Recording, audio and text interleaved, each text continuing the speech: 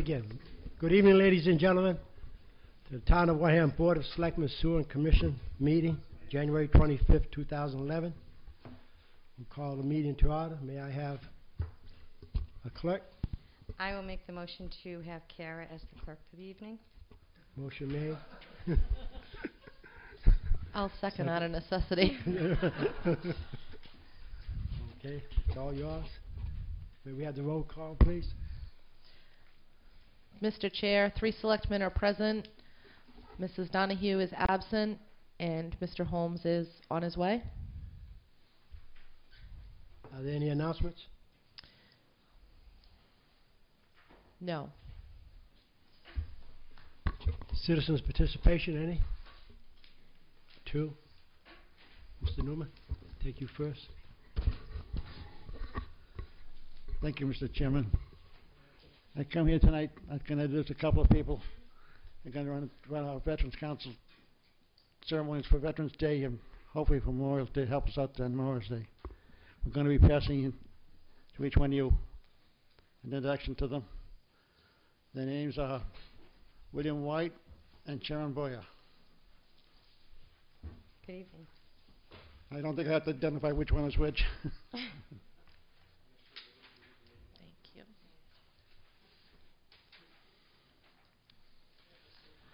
I'm going to read this letter that we're passing out to the board. It's addressed to Jane Dunn, Chairwoman, Wareham Board of Selectmen, 54 Marion Road, Wareham, Mass. Madam Chairwoman, and members of the Wareham Board of Selectmen. Any the Wareham Veterans Council coordinating various observance activities for the town, especially Memorial Day and ceremonies and Veterans Day parade and ceremonies. In the last several years, it has become increasingly difficult for us to promote and coordinate these events. The current council is advancing in age, and younger individuals who are willing to carry on are yet to be identified. Since an awareness and appreciation of our nation's history, legacy is essential for guiding us in the future, we cannot let observance of our veterans' services falter. Council has invited Sharon Boyer and William White to be associated to the council and to act as coordinators for some of the aspects of the council's programs. Sharon and William will be acting for the Wareham Veterans Council to carry out and to expand new initiatives. This letter serves to introduce them to you and advise you that they will go forward with the support of the council. The Wareham Veterans Council has appreciated your past support and looks forward to your continued support as we move forward in the year of the veterans, a year to remember. Sincerely yours, James B. Newman, Jr. Thank you. Thank you. Do you have any follow-up on that, Mr. Boyer? Only to say that we will look forward to your continuing support and participation in a grander way perhaps than you might have been asked to do before. Thank you very much. Thank you.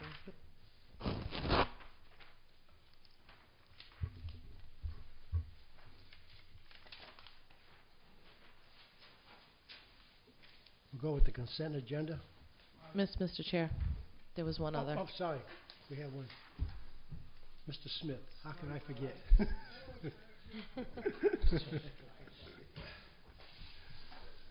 Thank you. You're welcome. I just wanted to bring to the board's attention a letter that they have received, both Mark and the Board of Selectmen, from the Mass Department of Mass DOT in regarding the pathway. And if I could just briefly read the letter, it's only a couple of paragraphs. And this is addressed to Mark Andrews. It's from the subject is the projected needs from the submission.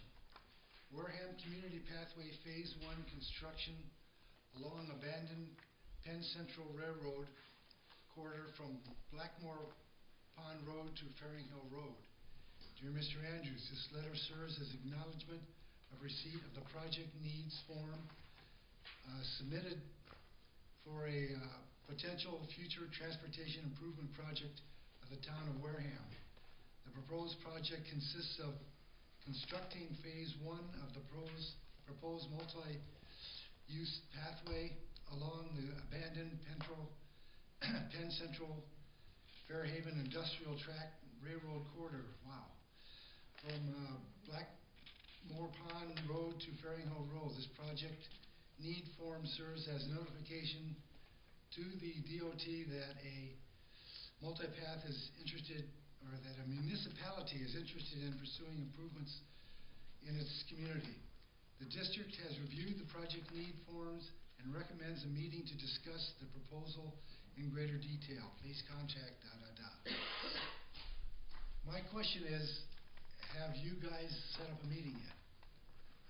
And I guess Mark would be the one that's following through that. Mr. Chairman, through you, we are in the process of setting that meeting up and complying with the regulations. You're correct. Okay, that's all I wanted to know. Thank you. Thank you. Thank you very much, Mr. Stewart. Now we will continue with the consent agenda. Okay. Yes. You're late, you lose out. No, come on. Come on.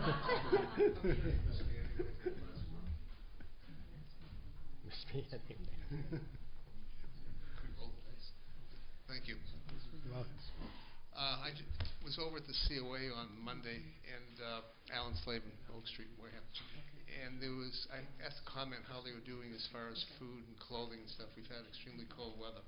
And they're having a real strain on the amount of food. They're having constantly people in daily looking for food, so they're running low. So I'm asking if the board would put a request out to the citizens of the town of Wareham, see if they could step up and get more food over to the COA office. And they also need men's jackets. They're running short on, not women's, but men's jackets, in particular winter jackets. And this weather, of course, the last couple of days since I've been back is a little on the cold side. It's been a real problem. So whatever we could do would be grateful. Thank you. So they'll be able to drop it off right at the Council of Aging? Yeah, right at the Multi-Service Center, Council of Aging. Okay, thank you very much. Thank you. And if I may, Mr. Chairman, that the last time that we had made a plea at the Board of Selectmen's meeting, I know that the people in the community were very generous. And if I remember correctly, pasta, meat sauce, protein, whether it's tuna fish or any type of canned meats. I know that they had a good amount of vegetables, but things that you'd whip together and serve your family, but that are shelf stable. And so I hope that we can count on the people in the town again and to come through again. Thank you. I seen another hand go up. Okay.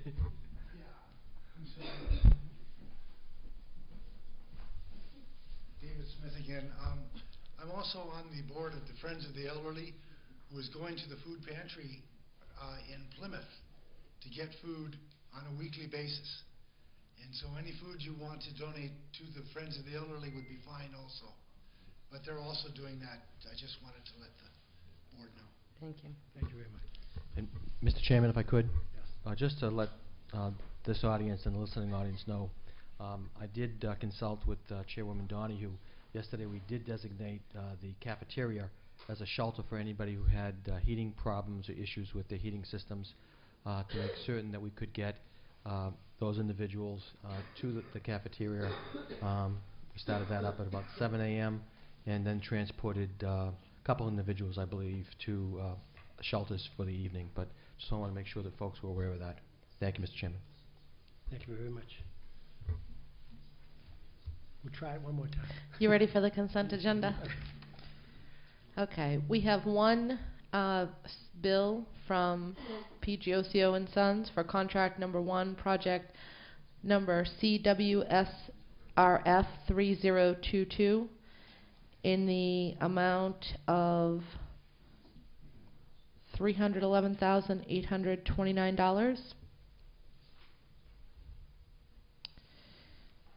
And they would be looking for us to pay that. Is that a motion? So I would make a motion that we approve. And I will second it. Thank you. Motion made in second. All in favor? Aye. All opposed? Motion carried. Next, we have the approval of executive session minutes of July 1, 2010. But I was not here for that entire meeting, so there's not enough members. So I propose that we put that on next week's agenda. Actually, Mr. Chairman, I do believe that Mr. Holmes, oh, he was absent, so it doesn't Right. matter. I'm sorry, thank you. I think that's a good idea. We have the executive session minutes from November 23rd, 2010. All selectmen were present.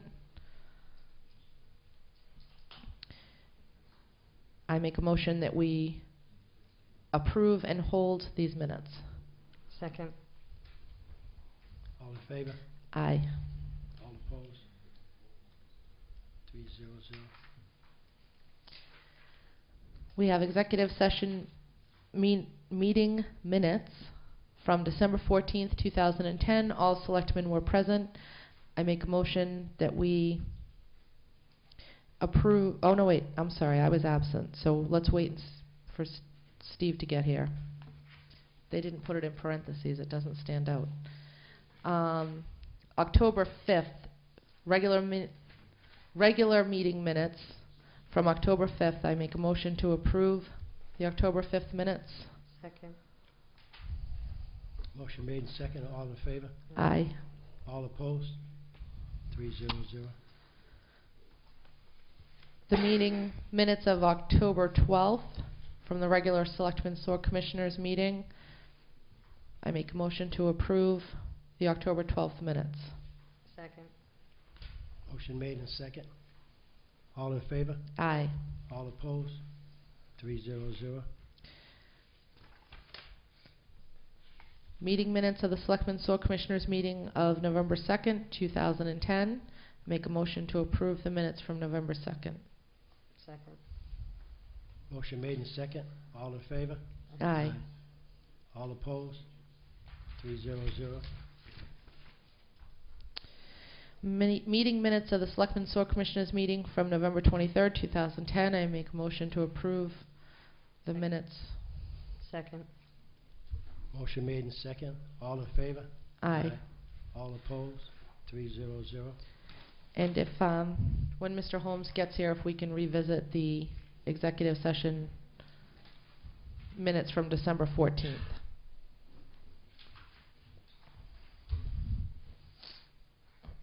Okay, license and permits, we have none. Town administrators report.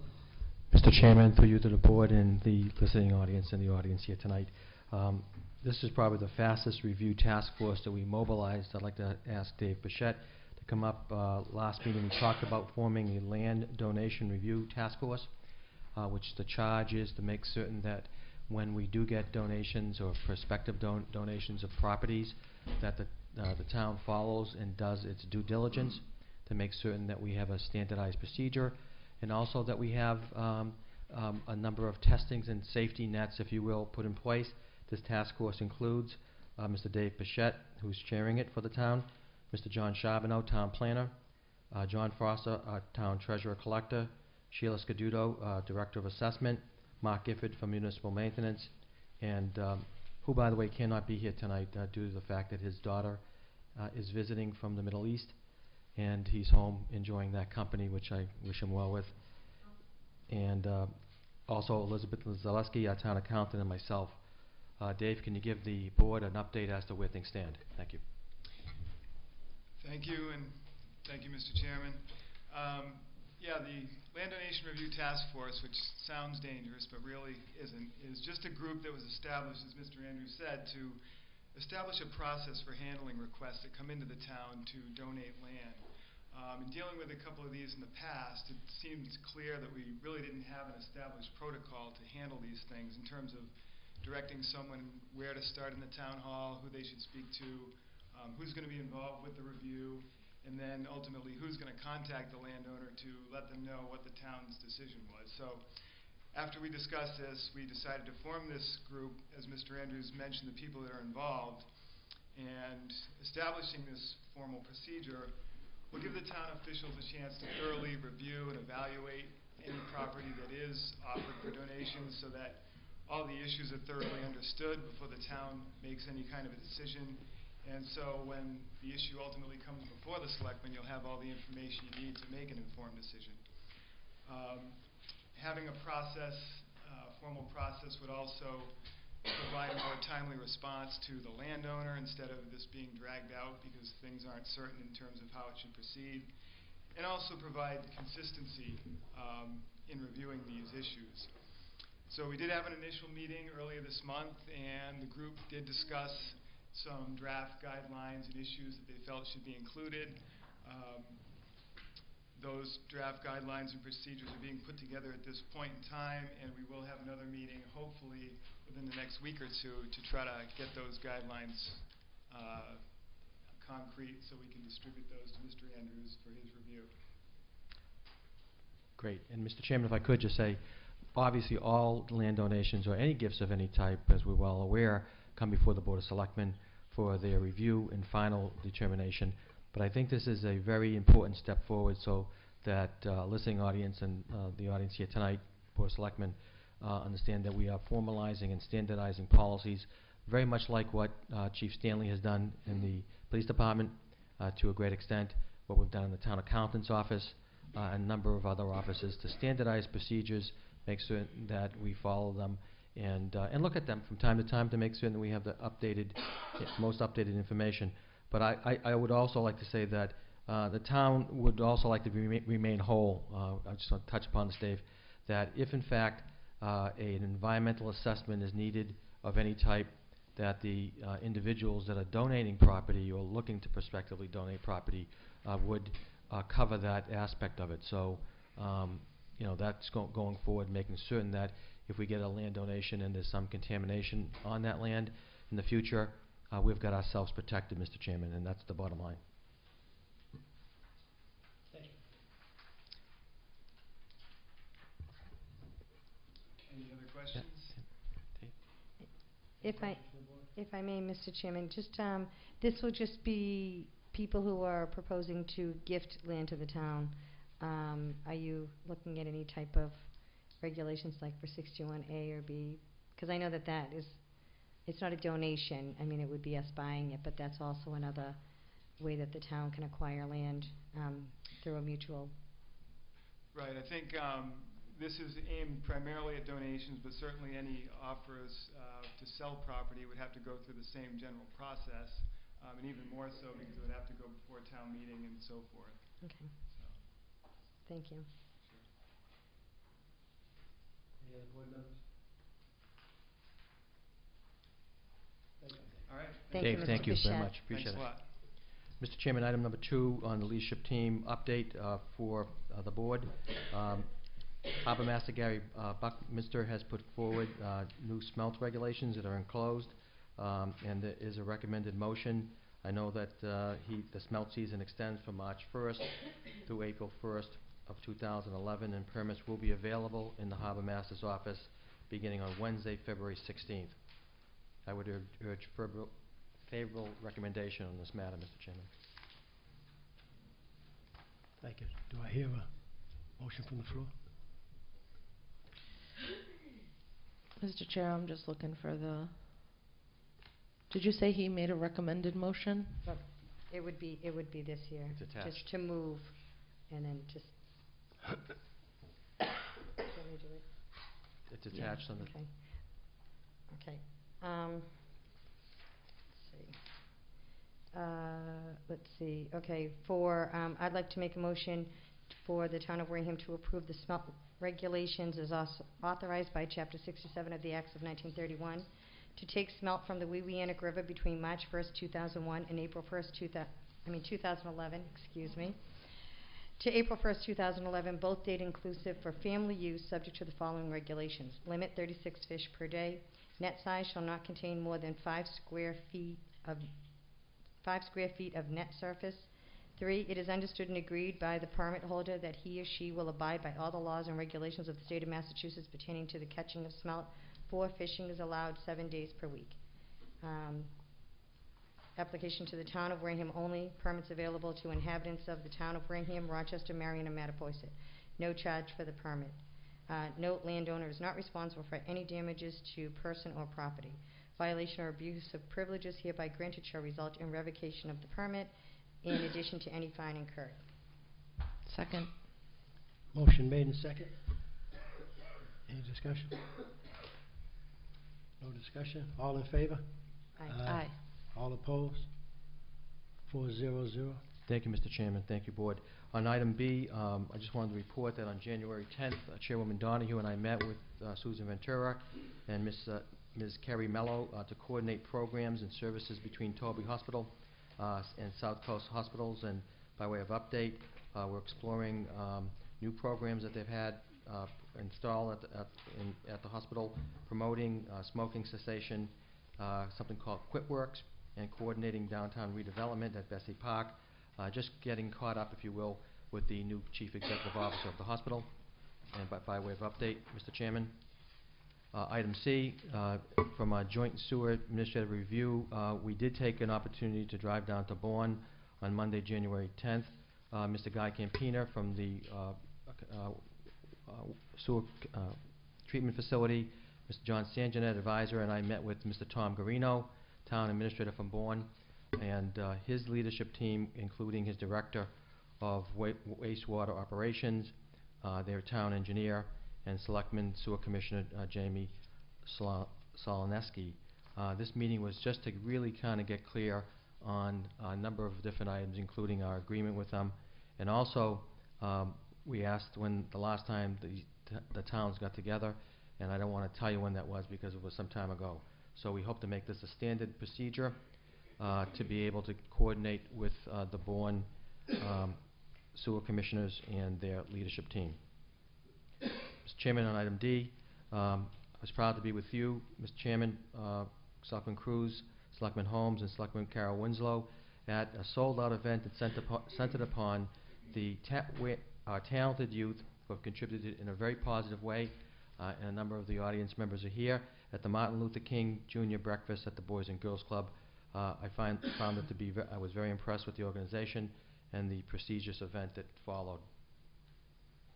Mr. Chairman, we're just back from, I guess, the annual Mass Municipal Association meeting, which got a few questions outlined. Governor Patrick was there, gave us some signals with respect to local aid and school aid and other types of programs, including Chapter 90 funds, which will be increased by 29%, which will help our roads and bridges and some of the important financial aspects of the town.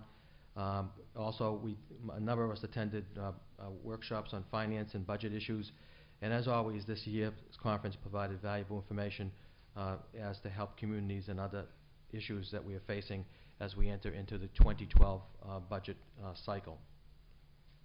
Item number F, Senator Mark Pacheco has notified the town that tentatively he and a member of his staff, or both I guess, will be attending or holding office hours at Town Hall beginning on Thursday, February 3rd from approximately noontime in room 23, which is the conference room on the 3rd floor next to our office. Senator Pacheco's office will send out announcements relative to these visits and his office hours going forward. Mr. Chairman, if I could ask you, through you, obviously we've been fighting a lot of snow and ice, as a lot of other communities have and residents have. Important to note that we need to ask for permission to exceed the snow and ice account. I've given you an update as to where that stands. We're watching things very carefully, but as you know, a board motion and board action is recommended for Wareham, and it is attached. And I would urge favorable recommendation.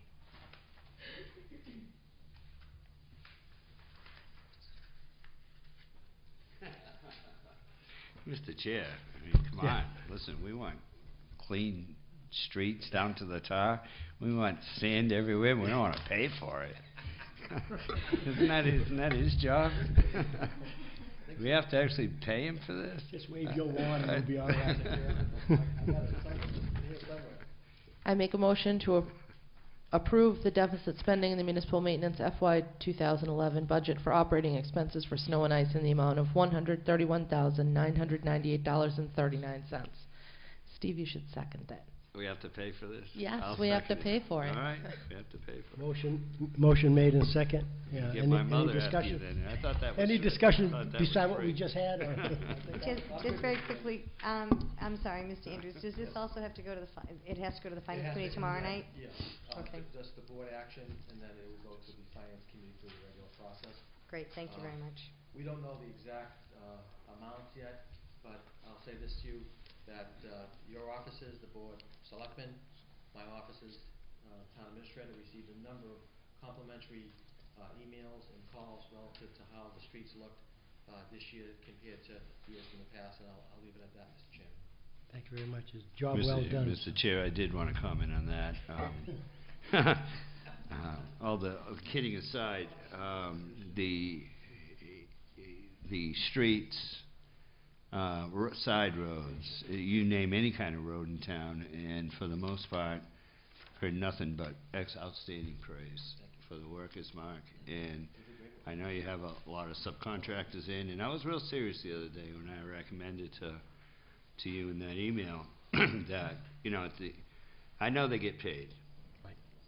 But you can't pay people enough to work 24 hours a day keeping these streets, and then next thing you know, the snow stops, the plow stops, and then the sanders are out. And then it starts snowing again, the plows are out. And these guys are doing a great job. I've heard no complaints. Thank you. I think there was a dirt road somewhere, and you got it taken care of right away. We did, and thank you. And I want to also say that you've been very helpful to me, because I've got 5 other sets of eyes and ears, as I've asked you to give me the information back, that we are up at nighttime, and I do appreciate the offer and the suggestion that we have some type of a acknowledgement dinner, which I will be happy to assist in the cooking, but we really need Chef Stefan. He needs to show up that night. He needs to It goes through perform. the town administrator's office, so there's no political I'll pay ramifications. for it. I'll take Right. care of it. But no, you know, really, in the behavior of these people in these subcontractor trucks, it's just been outstanding, and they're always on the go. You don't see them sitting around coffee shops all night like in some other cities and towns. yes, These plows are on the street. They're working hard, and the citizens of the town appreciate it. So thank and I'll you. say before we call people and we use our limited resources in municipal maintenance, I want to thank them publicly for getting up. They have got to get themselves out of their driveways. They've got to get themselves into their cars, back into equipment, out on the streets, and it's a coordinated effort all the way. And I appreciate the fine comments as I pass along all the credit to their department, and to with a little bit of coordination. The town administrator does have a propensity to get up in the middle of the night and take a drive around from time to time, but you can afford me that. I'll take it, but I give them all the credit in the world. Thank you. Thank you. If there aren't any more questions, we had a motion made and second. All in favor? Aye. All opposed? 4-0-0. Mr. Chairman, just on the second page on status report, first item, we are closing in as we have, as I've indicated on the last items on the action plan. I hope to have a written update for you very shortly. We did also meet with Mr. Peter Ferry, and Selectman Holmes has been instrumental in this area to get, we convened the Cranberry Commons Task Force meeting on January 19th, including Mr. Ferry, Mr. Miles Burke, Bob Ethier, Dave Pichette, and we're very, very close in getting part of his properties back up to speed, if you will, with regards to business and some modifications to the building systems. I'll keep you posted. I think we use this going forward as the example for solid resource and economic development. And you know what? It took a little bit of time. We're plodding our way. But you know what? He, as a taxpayer, has indicated to me that he has received tremendous support from town departments that are all listed here. And I just wanted to make that noted, or make that note for the record. I am working with the chief, obviously, on finalizing some of the items in his contract. We also have been working on getting better and more information on the so-called Model Regional Recreation Program.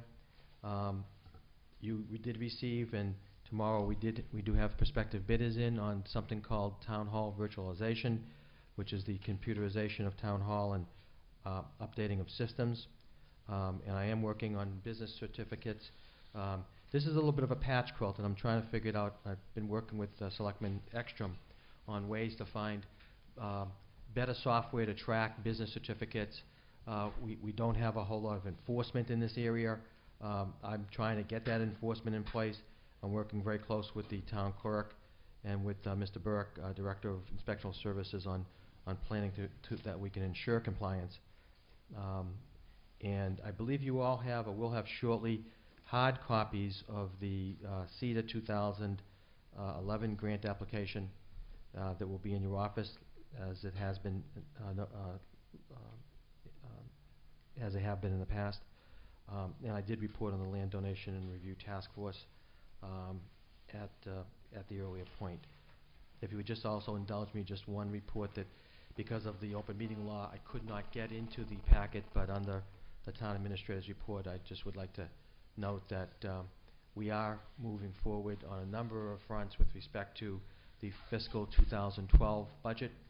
As I indicated on the Mass Municipal side, the governor did recommend that town governments across the state be reduced, or will be reduced tomorrow, by 7%, and that school districts going forward will be increased by 3%. That's a starting point in the process. It always has been.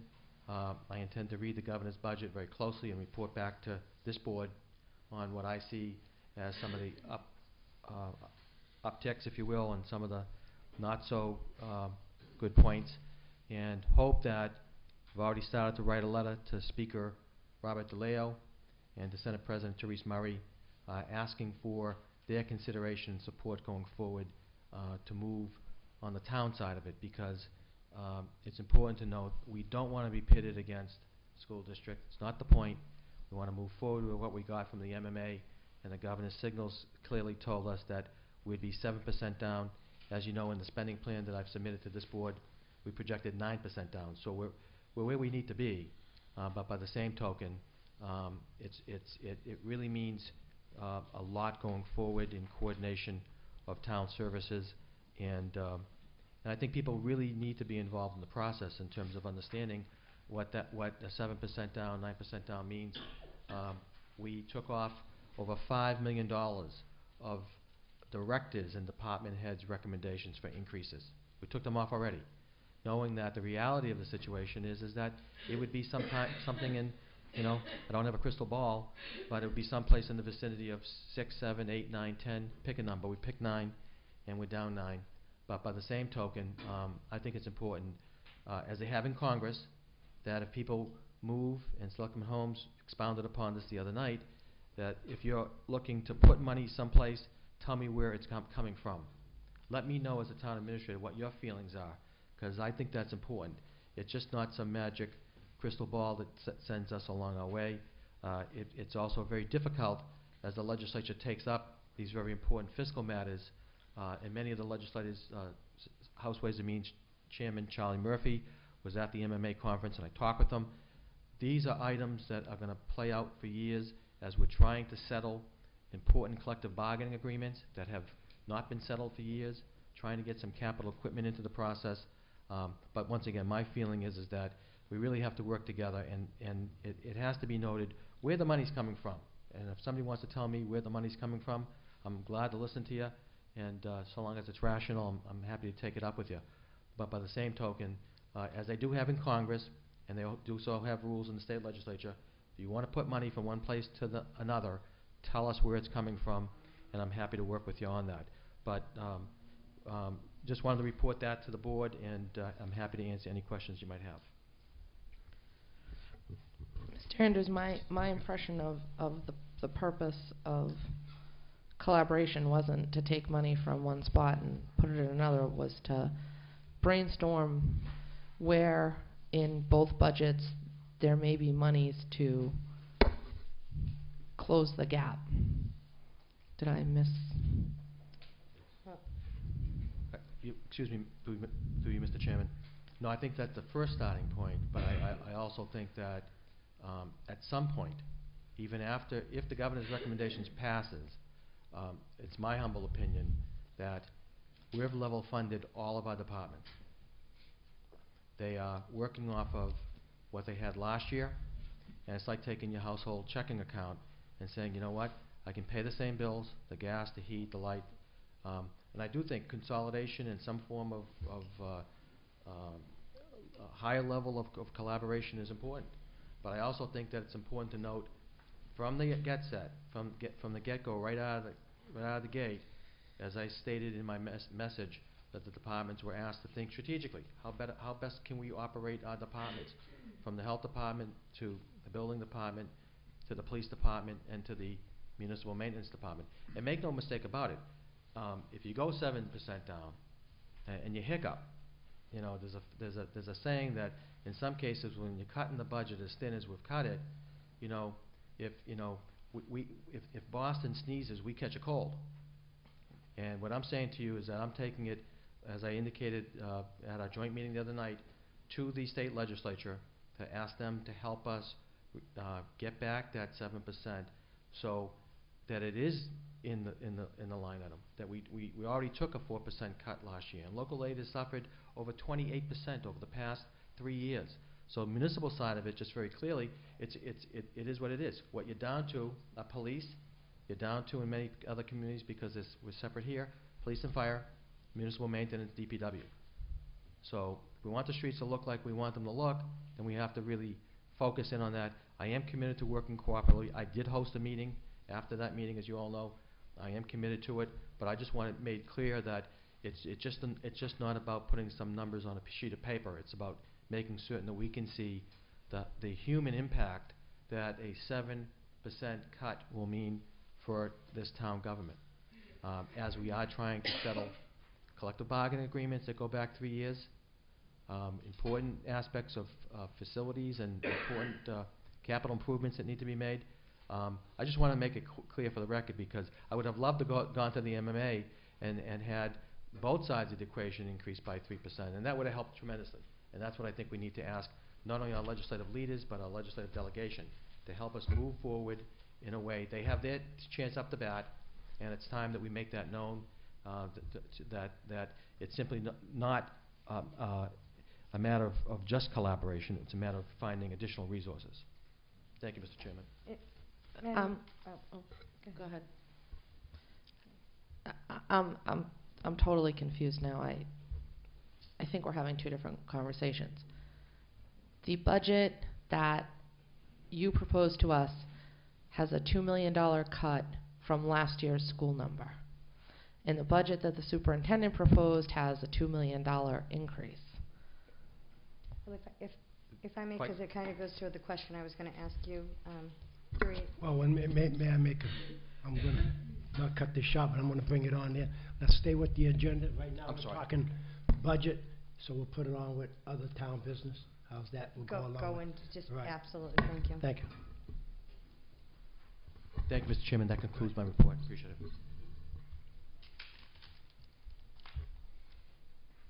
Town business. We have the Wareham Police Department certification.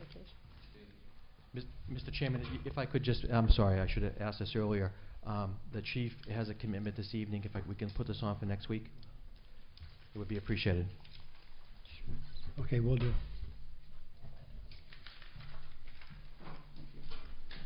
We have the Westfield discussion. As per Mr. Holmes wanted it on the agenda. Do we have anything? I do. Is it Westfield? I don't have my paper in front of me. I apologize over the next, I think I have 5 minutes. I may ramble a little bit. My computer was totally destroyed. I just got back from Boston to get another one. So some of my notes, I'm going to have to use my head. Members of the board, as we all know, at the recent town meeting, there was approval of the article for the board to create a review and recommendations committee. And the list, I believe the number was 7 for the appointments. I believe I currently have, and I meant to have it all printed for you tonight, but I didn't, about 18 candidates who would like to serve on the Review and Recommendations Committee. I mentioned it a few weeks ago and it kind of got passed over. So next week, we still have slotted on February 1st, and I waited till after tonight to call Janet, because I want to make sure that this board understands what we're about to do. And I understand what we're about to do. And so over 2/1, 2/8, and probably 2:15, we'll probably bring in 6 people a night. That'll take up probably 30 minutes of time, Mr. Chairman. So if you could, if we give them each 5 minutes apiece, you're talking 35 minutes. So it may even be 40 minutes we need for these interviews, so we can try to get them in. I don't want to string this thing out for 10 weeks. So if you could get that, Mr. Chairman, if we give it 40 minutes on the next 3 agendas for interviews for Westfield. And if we turn out that there's 16 or 15, it works out even better for us, and we'll break it down that way. So that's the current state of the appointees. My second issue is, I've never hired anybody for a job, and as you all remember from our workshop, we talked about our role as Board of Selectmen in hiring people for these boards and commissions just like they were an employee, except they don't get paid. And so my issue that I hope that we can come to some resolution tonight in agreement is, we're going to bring people in and interview them for what? There's no there's no job description. We know what the salary is, 0. So that's an easy one. We don't have any qualifications other than to say, go down by town hall if you're interested and sign up.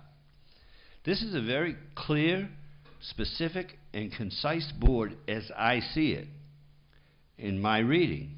1, it's an advisory board to this board, nothing else. It's not up to this 7 people to write an RFP or any part of it. That's our responsibility as Board of Selectmen. What their responsibility, as I see it, is, and that's why I'm bringing it up tonight, because if I'm wrong, I need to know that, is we're going to give 7 people an RFP, and we're going to say, review and recommend this. We're not going to give them some blank sheet of paper, and 6 months from now, they come back with 100 recommendations. We just went through this last year with a different board that I supported. So I'm not complaining. But this is an issue that's pretty important to the town. Whether you support Westfield, you don't support Westfield, has nothing to do with this board. What this board is to do is to take an RFP that we give them, and even if we need a workshop on a Saturday, to take the current model and spend a couple hours on a Saturday or 3 hours on a Saturday and bolster that up for the maintenance of the fields and the additional pieces that we didn't have in the original, I'm more than happy to do that. I know I'm missing some things. So I think number 2 is, we need to identify the role of the committee. People are going to come in and we're going to say, why do you want to be on the review and recommendation committee? And they're going to give us a bunch of reasons. They don't even know what the committee's for. We haven't identified it yet, right? It's not making sense, or it is. I hope it is, because I've hired enough people in 35 years that I've never done it this way before. And so, yeah, qualifications, I know I brought that up once before, but again, we just said to people, come on in, sign up. So we have a lot of people who signed up. This is to review and make recommendations on an RFP. If applicants have never seen an RFP before in their life, I work with them all the time. I know Mr. Cruz has in the past, and I'm sure you and Mrs. Winslow have as well. Mm-hmm. I work with them all the time. So if I want advice on it, I want people sitting there who are saying, Steve, you're missing this, or the board, you're missing this. This is what's important. Not how do we rent the apartments, is PM Sequoia and the fields and the grass and all that stuff. That's all pretty good stuff, but that comes after. We already had the Westfield Study Group. And so I'm looking, and we've already asked for the qualifications to be nothing, really, by inviting people to sign up. So in my mind, I'm thinking that committee should have some kind of qualifications.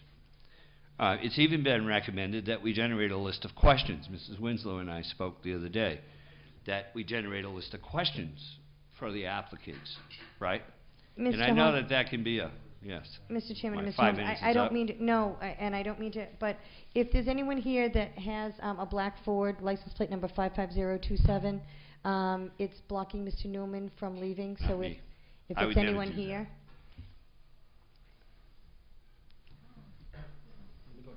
Maybe it's Rick Stanley out there. I'm not, Thank you, sorry. I'm sorry, Mr. Holmes, please continue. myself as well. So, you know, and I understand that, you know, at this point, you know, these things are coming up next week.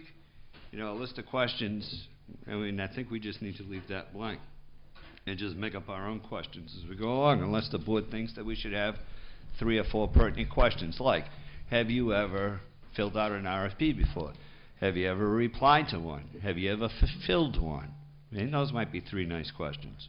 Well, So anybody on the list, I will be asking those questions starting on February 1st, so you can bone up on that piece. Mr. And Holmes. my last, if I could just finish my last thought.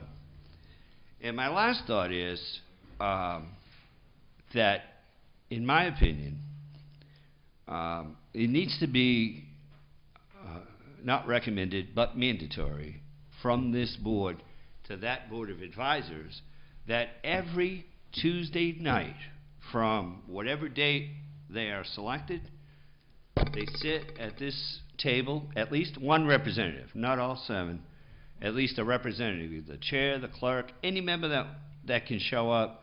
One member of that group must be able to attend on a Tuesday night every week under this portion of our agenda, Mr. Chair, and let us know weekly what the issues are, what are the questions, and we deal with it from week to week to week.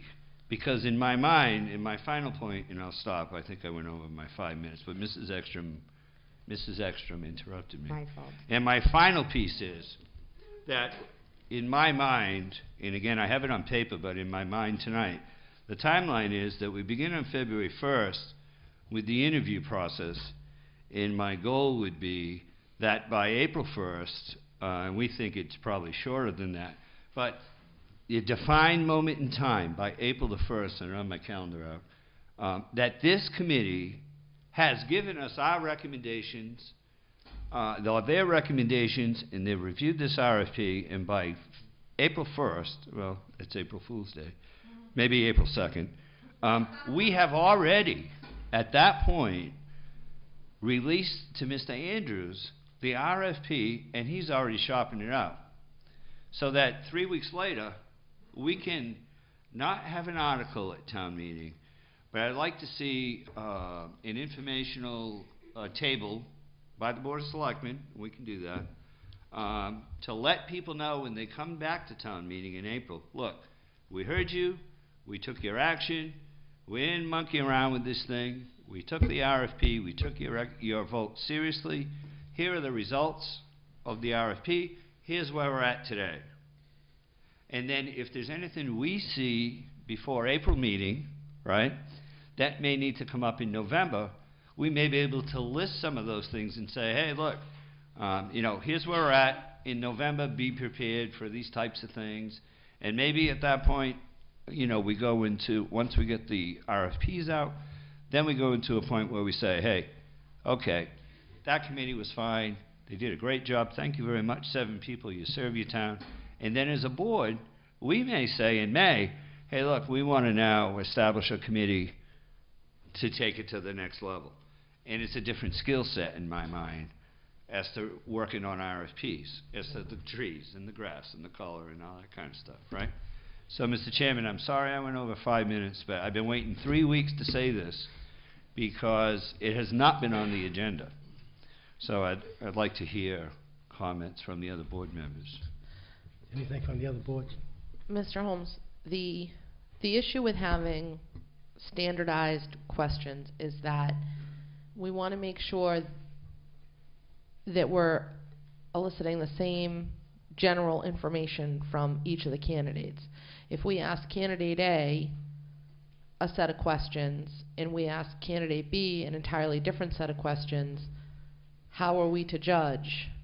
If we ask one, have you ever worked with RFPs, and we don't ask the other about that at all, how are we to know to make especially when we're talking about 18 applicants? And my thought was that in most organizations today, they put together a list of questions and they score people. And I think we do that here when we interview for jobs. And through you, Mr. Chair, that's correct. And when we just did the interviews for the assistant harbor master, Gary had a list of questions, as we all do. Now, listen, you might ask, and I would plan to ask those 3 questions. I already told the public that. But you know what? And then if somebody says, oh, I did 37 of these or something, that might lead to a different conversation that candidate B wouldn't engage in. But I would think that, if each of us came up with, we're giving them, what did we say, about 10 minutes apiece, it's 5 to 8 minutes apiece. Yeah. If we each came up with a question or 2, and then made sure, and I think it's fair to ask the same people the same question. I think that's fair. You may, like I say, there's always the difference because of their application. That may intrigue you. But for the most part, there is a general list. We don't have to write it down as long as we only have a week, so. well, I think if we agree that we're each going to come with 1 or 2 questions and that those are the questions that we're going to ask of each candidate, because I don't think that it's... I would do that personally, so. I don't know. Brenda? Walter? Sorry. I think Brenda's up next. Thank you, Mr. Chairman. I see no problem with that, and I think that if you kind of look back when we have done interviews in the past, you kind of do that yourself. You grab 1 or 2 questions, like, for example, with Steve, I know you said you had 3 questions. Essentially, it boils down to 1. What's your experience with RFPs? Right. And so I won't use that for my question, but I'll come up with a question so that if Kara asks the question first, and she has one of mine, and then you do, I think that we can definitely do that. And I think that I agree with you. My only recommendation is that, as you were talking about the dates, February 1st, 8th, and 15th, and I think we do need to get organized on it, that we would have them start the week of February 21st, which is the following Monday, sometime during that week, and that give them a month, 3/21.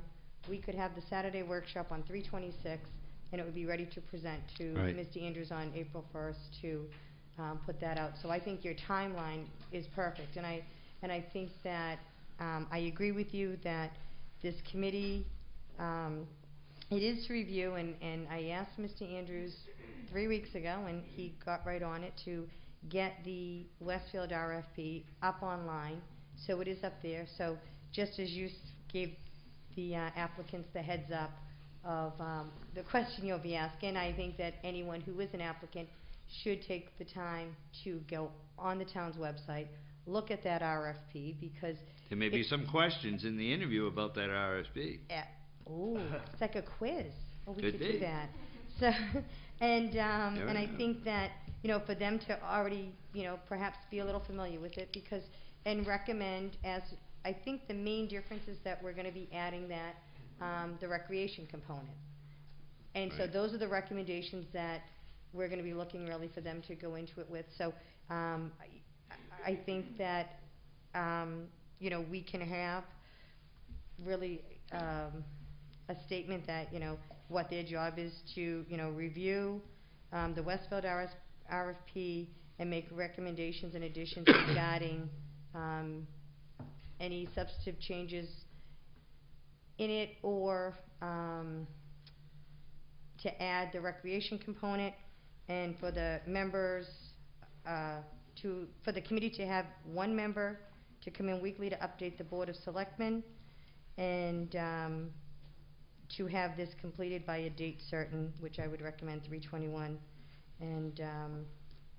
But I think that if we kind of had something like that, Well, that would only which give is- them 4 weeks. When I was just looking at the April 1st date, that would give them 6 full weeks of...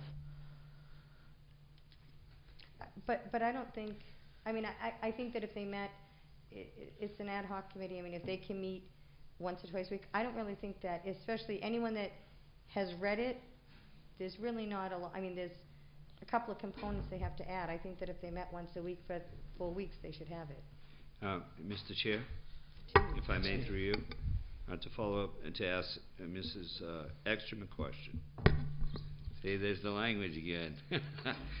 That's different than what I said. When you said all they need to do is add the maintenance component. Oh, I'm sorry, but I had said to recommend. We need to add. To recommend additions. That's right. what I. We need to add. The Board of Selectmen need to add the maintenance component and the field and the recreation component. They need to review it. That. Well, I thought we need to do the RFP. That's our work, not theirs. They're not going to write an no, RFP. I agree, but what I think that, and again, you know, this right. is so that we can kind of get out there, is that I kind of envision them reviewing what we currently have, right. and then making recommendations to us as to what we should add in to get that recreation component in it, and then we'll get their, you know, their review and their recommendations, and then for us to get together, have the workshop, infuse those two, and then have it ready. See, I was thinking that our workshop would be in the middle of February-ish, maybe towards the end after school vacation, right?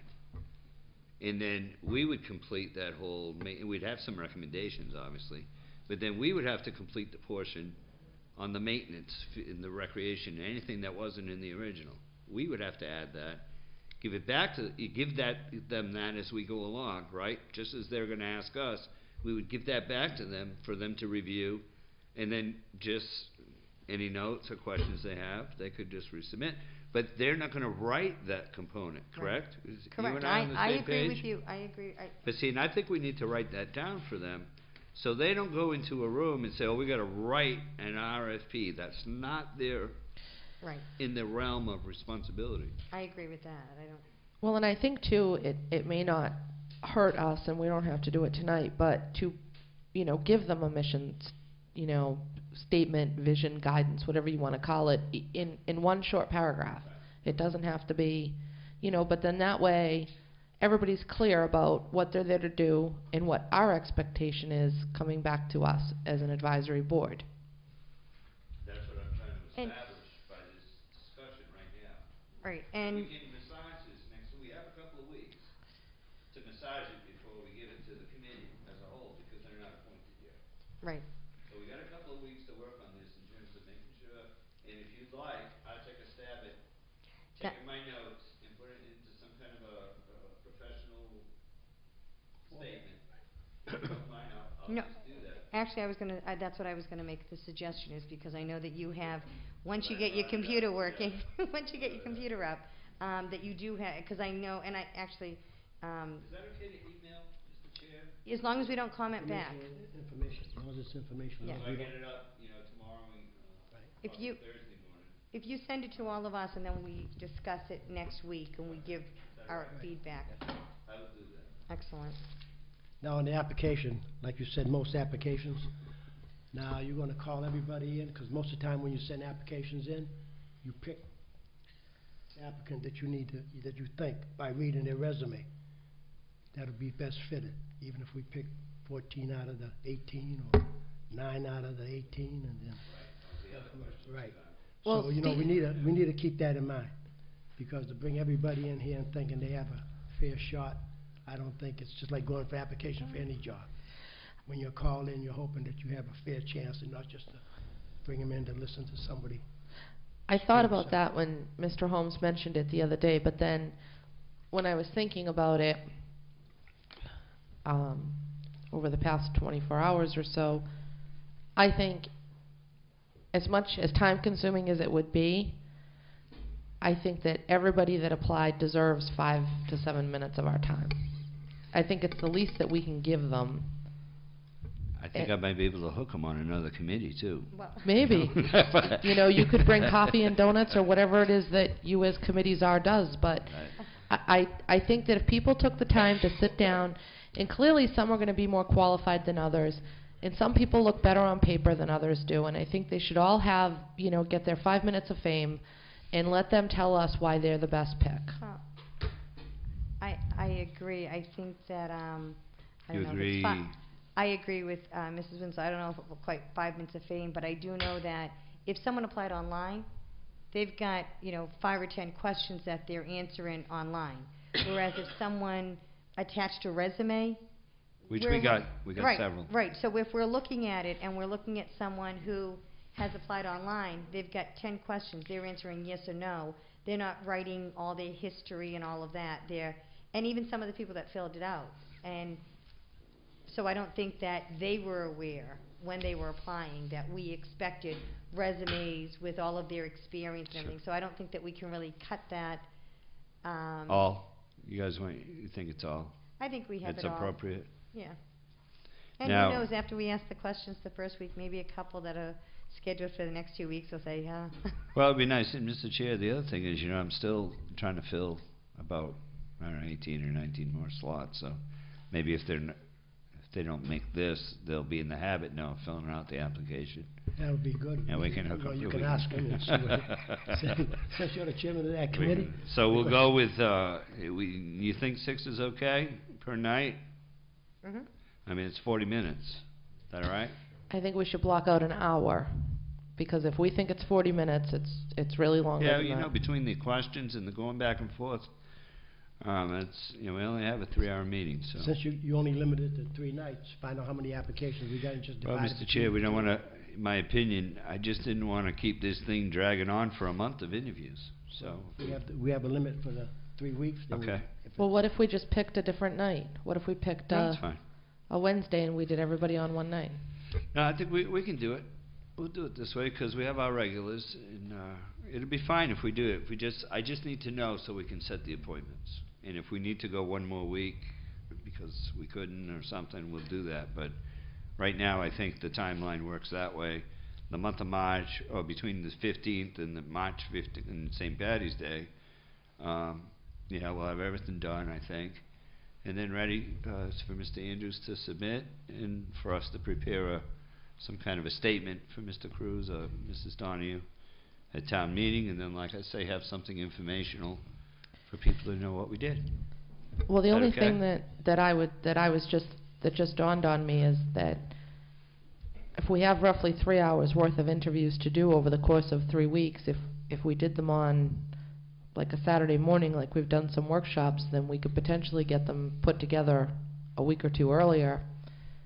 Well, that's okay, Mrs. Winslow, through the chair, but we still have work to do on an RFP, so that it's all right to take. I don't have an issue with the interview weeks, because we have enough homework to do ourselves just to get the RFP ready to give to them at the end of the month. So it buys us some time to get that done. So. And I think the way the agenda's been going right now, we do have, look at what time it is now, so I think we'll Yeah, have we'll be plenty of fine. time to do it.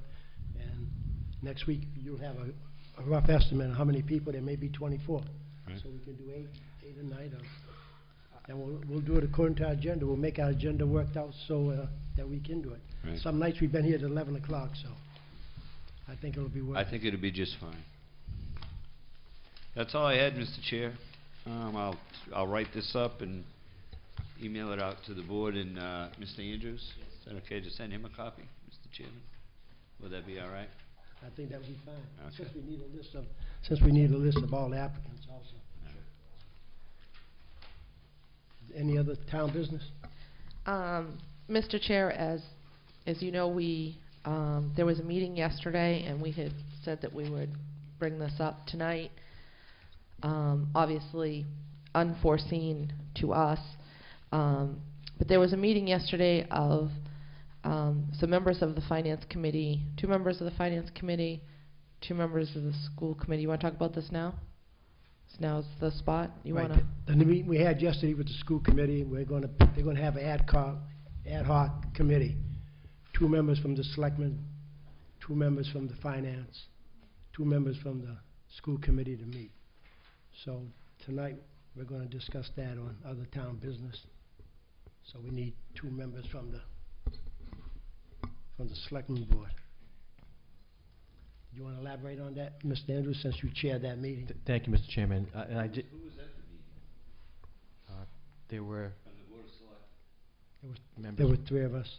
Members three. Cruz, Winslow, and Ekstrom. Was that a posted meeting? Yes, it was. Yes, it was. Last Thursday you I posted did. that meeting? Yes, I did. With an agenda? Yes, I did. I believe we did. Who else was at the meeting? I'm just asking because, Sure. I remember some talk about it on Wednesday night. And then next thing I saw on Monday was an email, and I called you. Sure. I know you called me back, but I just couldn't do the 1:30. And then, who else was there? There were 2 members of the Finance Committee. There Which were members? members Bob White and Chairwoman Bronk. Donna Bronk. Mr. White?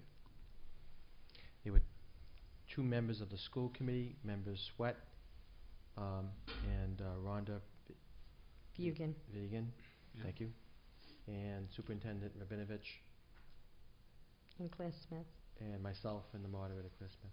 The moderator was there? Yes. Did the appointing authority have a meeting posted for that day? I don't believe so. You have to be that's my comment. And Sure. I'm using an editorial use, so I won't even look at you. When these meetings take place, I think I'm all for these meetings, by the way. I supported that recommendation on Wednesday night. We really need to be careful who's in that room. I didn't know that we had a posted meeting, and that's why I didn't push it, because I wasn't sure. Sure. But we have to be very careful who's in that room, because if you have 2 members of the appointing authority, or if Mrs. Donahue was there and Mrs. Bronk was there, they're also members of the appointing authority. It's not you. I've got to stop looking at you. That's okay. And Mr. Chair, that's a violation of the open meeting law. That's not a by chance meeting that those two out of 3 of those people are going to show up. Just like if the 3 of us had shown up. Well, I It's think not a what- by chance meeting, and that would violate the open meeting law. There's no question about it. I don't think that, I wasn't there when the moderator got there, but my understanding was that the meeting was posted as an open meeting, and she came to By find the out. appointing authority? No, there was a meeting posted for the Board of Selectmen to have this meeting, because Mark figured that there may Right, be but a if quorum. the appointing authority is there, or any other board in town showed up, you have to post the meeting. You have to have We posted the meeting. For us, it's an open meeting. Right. It's, I mean, the moderator or just like You have to be Mr. White, careful. they can't control what other members of their board. I mean, how was Claire supposed to know that Donna was coming, or how was Donna supposed? I mean, it wasn't like anybody took an attendance or, called around and said, make sure that you're there. It's Well, we don't know, and that's the whole point of the open meeting law. And I know this isn't the topic, but if you even suspect, just as we did on Wednesday, just as we did, apparently Mr. Andrews did for Monday, just as we did for the spaghetti thing, just as we do every time there's a chance we think 3 of us might show up, we post. Because you have to do that. I'm not saying anything is a foul. All I'm saying is you got to be very careful with these meetings. I support them. And listen, it's a very simple thing. You post a meeting for all 3 boards, well then the finance committee 4, right? Everybody shows up, it's fine. Nobody shows up, it's fine. well, But it has to be posted. and that's what was decided that day, was that once each the Board of Selectmen, the school committee, and the finance committee sit down, meet, we meet tonight, and then the finance committee and the school committee will meet tomorrow night and discuss this and decide whether or not they want to participate and pick their 2 members for participation. Then those meetings will be posted as a joint, however they need to be posted. We did talk about doing that. I think that the purpose of the meeting on Monday was to explore whether or not there was any interest in forming this ad hoc committee amongst these boards, and whether or not there was any potential for working through this problem. Well, if I may, kind of go into this, it goes back to where Chairman Cruz asked that we continue the budget issue here, and one of the things that Selectman Winslow said about how Mr. Andrews had cut the school department by $2 million, and that the school department had increased it by $2 million. So there was a $4 million swing difference. And just for people out there, that's what this discussion was about, was is there any place on either side where we can trim things, you know, if we can come to some understanding.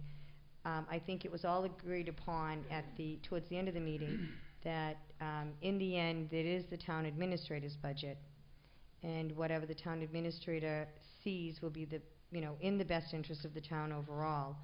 And we're just kind of looking at it, you know, when you have line items of things that might be a little fluff or perks or something like that, that maybe we can line out. And the school department did agree that it wasn't just the town side we were going to be looking at, that all of their line items are going to be open and you know, explained and clarified. And going back to what the governor said was that, as Mr. Andrews said, it's he's recommending a 7% cut on the town side. He is looking to restore the school side to what it was before the cut last year, plus 3%. So they're already going to be ahead of where they were last year. And I think we also have to, which we didn't really get into, and I didn't see it in Wednesday's thing, the over $400,000, close to $500,000 that went through at the fall town meeting. Yeah, the free cash. That were they not going to? If I understood correctly, I thought they were going to be holding that so that they could use it next year. So we've already given them essentially almost $500,000 towards next year, on top of if the budget goes through as the governor's recommending that they'll be restored in Chapter 70, plus they'll get 3%. So it looks like they'll be made whole from the figures, you know, level budgeting from 2010 before the shortfalls. And that's what we're holding to. And then they want an additional $2 million. And that's what these meetings are going to be, to discuss, is there any place that either we can find that $2 million, or is there any place where they can trim what's not needed in that $2 million? Is that essentially what it is? I just want to make sure, so that that's my understanding of it, and I just want to make sure that, you know, the residents understand that's what it is, so we're all kind of on the same page. Well, this other meeting is supposed to be taking place when we vote on who's going to be the two members.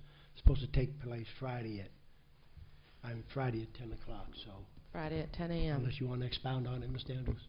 Yes, thank you, Mr. Chairman. I think Member Ekstrom has pointed out quite clearly that it wasn't the town that cut the Chapter 70 monies that go directly into the school district, and I know we're going to have a robust discussion about this, but it was the anticipation of what the governor and legislature will do. And the governor's proposal does get them back to level, plus 3, where we're at 7% down. I've already recommended, and in this budget is the Proposition 2.5 levy limit. There's nowhere else to go. We've taxed to the highest amount. We're at maxed out. We've projected our new growth, and then we've level funded all of our departments. So I do look forward to a robust and an informational sharing too, because I think when I look at what was received, you know, as the school budget, I think it's important, and what I prepared, we need to get on and look at some of the lines and see if there's anything else that we can do. But what we've done in this budget that I've provided is balance for the second year straight. Balanced budget. Residents should know it. This board should know it. I believe the school committee and the finance committee knows it. That, you know, there's no other way to go above the Proposition 2.5 level that I know of at this particular juncture that has been certified and set forward. We've set the tax rate. That means we're on our way, and now we need to decide how we look at, because essentially if the governor's budget becomes, and I said this at that meeting, becomes reality, they'll be restored up 3 and we'll be down 7. And we'll have to make do, and that's fine.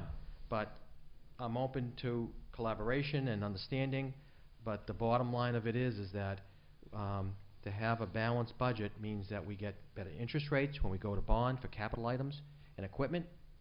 A balanced budget means you can set your tax rate, because there are a number of communities that are teetering on not setting their tax rate. And we have done that with your guidance and with your advice and counsel. So I do look forward to the meeting, and I do take Member Holmes's points well taken, because it was at the tail end of the last meeting that I said, hey, let's see if we can host something and get something off the ground. That was the purpose of, of my intent, to bring people together and talk about this. And I know we'll have, like I said, I think a robust discussion and understanding. But make no mistake about it, because this is not, this is reality. This is talking about people leaving town government. Our costs are up. Our health care costs are up. Our chargeback for fringe benefits are up. We cover the entire equation. And I'm going to have that discussion with the school department, because I think we should have a memorandum of understanding that says, hey, here's everything that we provide. We pay for it up front going into the budget process. We have to.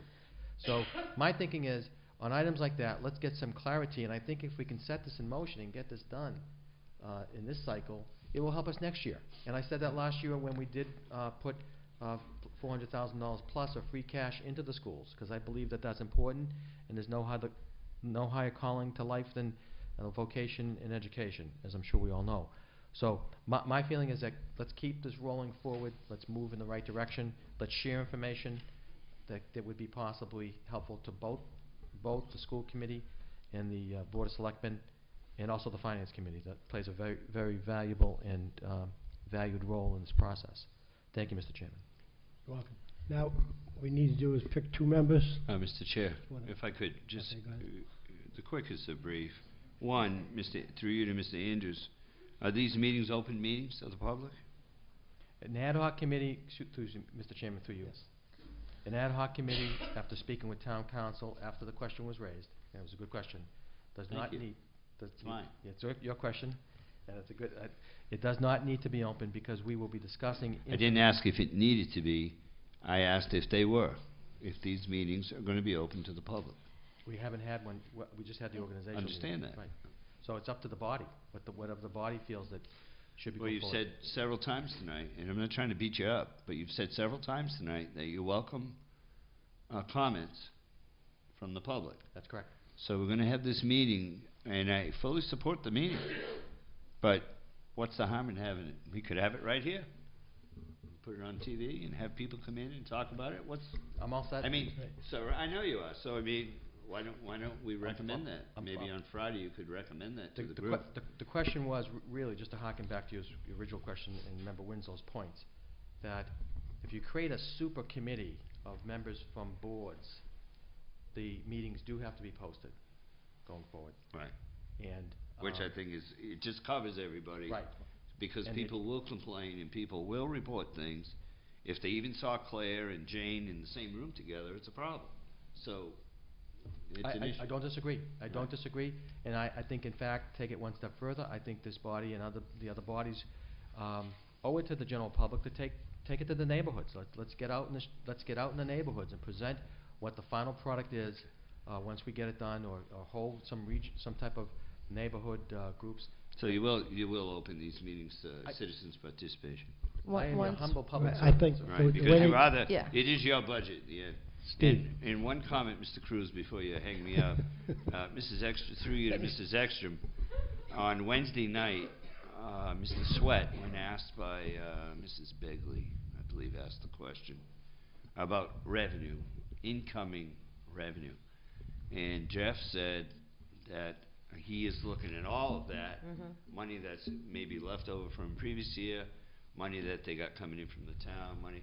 So I would expect that the money that was moved around for the job users program from the federal government, right, that balance that they were holding over, I'm not sure if that was for 11 or 12, but I think you may see some of that money in that piece when he gives that. I don't know. Did he give that report on Monday? No. He said it was a little complicated, so maybe over the next couple of weeks, you'll see some of that money in that report. It's an excellent point, because everything should be on the table, and that was the point. Yeah. Because we're not holding back anything on Proposition 2.5. There's no other. That's the levy limit. That's it. So any other funding sources or funding recurring revenue sources should be involved in this discussion. That's been on my agenda, as well as finding, let's find out what the 415 was used for and how it was, or maybe, so let's get that report, if you will. I think that Mrs. Begley's question referenced some of the grant monies that the school has coming in, which would be Title I grants and things like that. I mean, we have a lot of grant monies that come in to the police department, to the COA. They're for specific purposes. So I just think we're opening up a can of worms here, because then everybody's going to say, well, where are all your grant monies and where does that money go? And those monies usually come in for a specific, to pay for one Title I teacher, or to pay for one Title I para, or they're not necessarily dollars. The EduJobs money is a little bit different, but they're not necessarily dollars that can just be spent on anything. No, Mr. Chairman, actually, excuse me one second, Mrs. Exner. You are absolutely correct. The EduJobs bill is a perfect example, because we talked about it here, we talked about it at school committee, we talked about it at town meeting floor. That the jobs bill was exactly that, to bring back or retain positions, and it did have that flexibility, as Member Holmes has pointed out. But I think we should get a report on let's find out where put Title I right next to the teacher's name, right in the budget. Well, that works for me. And if I may, is that, well, I agree that, a Title I, if we get a grant for a Title I teacher, is that grant covering the health insurance benefits that we're paying? Is that grant covering that? I mean, and I'll tell you right now, without having this discussion, I can wait until we have another meeting, but there are concerns with the EduJobs bill. Twice I was told in these meetings in the past week that they created jobs. The EduJobs bill was not to create jobs, it was to retain jobs. And now they've created those jobs, and now they're looking to retain those jobs on our dime. And so there are grants, and just like, we get GATRA funding, you're absolutely right, and we can only use that grant to shuttle seniors on the buses. But we don't go and buy a new bus and hire a driver with that grant money, and then next year when that grant money, if that grant money doesn't come in, we say, well, we still need to maintain this. We have schools, we have programs, we have teachers that started out with grant money, and then they have become part of the budget. And I think that we do need to find out about that. If I could just cut to the chase here, and I don't want to keep mentioning her name. I see her sitting over there, and I don't want to try to embarrass her, but it was a pretty simple question. Mr. Andrews put up a dollar bill, or a Wareham bill, or whatever that was, on the board, and it said, "Here's where the money goes. Here's where the money comes from." And she asked Mr. Sweat a very simple question. He didn't have an issue. As a matter of fact, I believe he said he's working on the answer. He understands what she's asking for.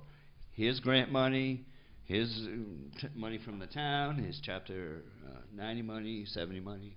And he understood, and he said he was going to, all I'm asking is if he had the opportunity to report that back on. He said it was complicated. I'm sure it is. But I know that Jeff is working on it. Right. And that's all. But he did It not was say a it cost simple money. question, not about a specific grant. Where does the revenue come from? Right. Just as we have a dollar bill that says, where is the money going to? Is that not right? Don't speak because you're not allowed. And on that dollar bill, we have 10% Right. is enterprise fund, That's and then all. on the That's all she asked for. revenue, it's 10% enterprise fund. Right, and that's all And there. that's what the grant And should Jeff show. said he's working on it. And my question was just to see if he had it done. And I'm sure he said it was complicated. I agree with him. I'm sure. it Well, is. anyways, I think the committee we're going to start out with, they're going to start up, it's going to be a good thing. The Friday meeting is a basic meeting just so they can get the ground rules down, and from then on, they'll be posting everything normally. In other words, you'll be able to attend if you want to attend. Okay. So, So what do we need to do? we Put need two a- members? You want to put two in an alternate? Or? we need to put 2 in there, and I hear motions or volunteers. Well, I would love to volunteer, to be honest. I would like to go, but Friday I have a doctor's appointment, so. Well, And it doesn't make any difference. You talk about the open meeting law and the questions, even if you have 3 from one committee, That third person cannot deliberate in anything. He can sit just as a participant like you are here, but he can't deliberate if he wasn't posted. So it does get technical, but you can have 3 people in there just in case. But you just have to be a participant. So, do I hear anything? You know, I don't have a problem. I told them Wednesday night that I would certainly try to lend my hand to the group. If you want me to be a member, I think that, you know, I'd do it. I think that we should have an alternate. So, like, because everybody can't make every single meeting. Right. But if we had an alternate from the board, two solids and an alternate, so if one of us can't make it, the alternate would Well, Right, I because would you say, know, and if the main reason why that you're not doing it, Walter, is, I'm sorry, Mr. Chairman, is because you have a doctor's appointment on Friday, then, you know, you could be the alternate between the Right. 3 of us. Yeah, We we could- because Steve. Well, we- wait, I'm yeah. I'm the only one sitting here that worked Okay. with these budgets for years and years and years. Yeah. I mean, Well, I understand what they right. look like. We're and not trying to eliminate anybody. nobody. I All I think said it's was, just a little Right, condescending. they're I saying don't they're know. looking for an I don't know alternate. where So that. you guys are deciding on 3 No, people, and no, we haven't decided on anything yet. We were just talking. What I'm saying is Steve has But the business, discussions are for, Mr. Steve has the Winslow, I business, he think. takes We them can out. discuss this. and I'm available all the time. Right. So, just about all the time. So, if someone else doesn't want to be the alternate, so we have 3 people here now, so do I hear a volunteer? You want to be on the committee? Is that? Carrie, you want to be on it? I will sit on it. Yes. That's one. Yeah, man. Oh, Nomination. I'm sorry, I did- had said it. at the I'm just beginning. asking now, someone's Right, gonna I have to would- nominate I somebody, would like so. to be on it. You want to be on it? And then you want me to be the alternate?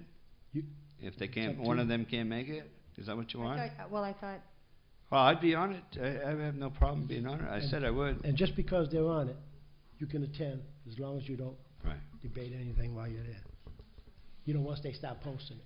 So Friday's just gonna be informational mostly. So I hear a motion. And since we've gotta do one at a time. Make a motion. I for make a Karen. motion that Kara be on the committee. She wants to be on the committee. Second. I'm the chairman, I can't second. I'll second it. Okay, all in For favor? for discussion, Okay, go ahead. I would just, my only concern is that I hope that we all, and I will do it as well, that we remember that we are selectmen. Well, What is I that hope supposed to everybody mean? on this board remembers that at all times. Absolutely. We are selectmen, and when we speak, we're speaking for the town. And we're supposed to be acting according what's best for the town and not for individual. That's right. So I'm not. You know what? I don't really want to sit on the committee, so I'm not gonna do it. You know what? I'm just not going to. If there's any concerns that I can't sit in a room and act like a selectman, then I'm thanks, but no thanks. I never said anything I'll like I'll that. nominate. I'll nominate you, Steve. I just nominated No, you. you know, I'm not. I don't need that in my life, so I'm all set. You guys, you figure it out. Whoever wants to sit on the committee and whoever wants to be the alternate. I personally think that we've got a big problem here that faces us, and that if we don't come to some resolution, then town meeting will surely resolve it, and we're not going to be happy about that. So, Kara, I just made a statement about us being selectmen. The same thing now. We're selectmen. We need to go to these committees. It cannot be a personal thing. If you think you're going to be good for the committee, you need to go. All of us need to go. So just because someone made a statement and you're going to rebuttal, no, that's not the way to go.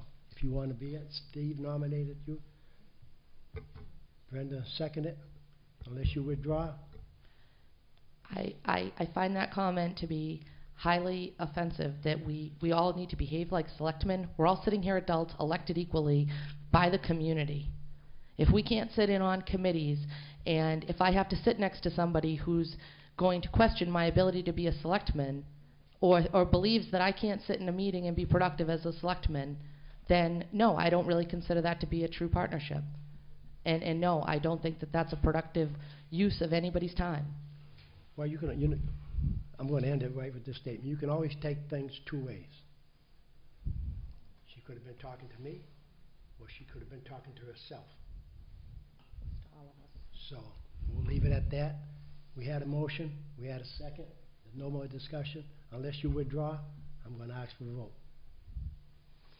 Okay, all in favor? Aye. Aye. Okay. Motion carries. Who else wanted to be did you want, I don't mind being the alternate. Yeah, you. No, you, or whatever you Doesn't want make to any do. difference. Did you want to be the member? Well, I make a motion Brenda be the member. Motion made Second. for Brenda, Second. Kara second. No discussion, all in favor? Just make Aye. sure you Aye. behave as a selectman. Absolutely.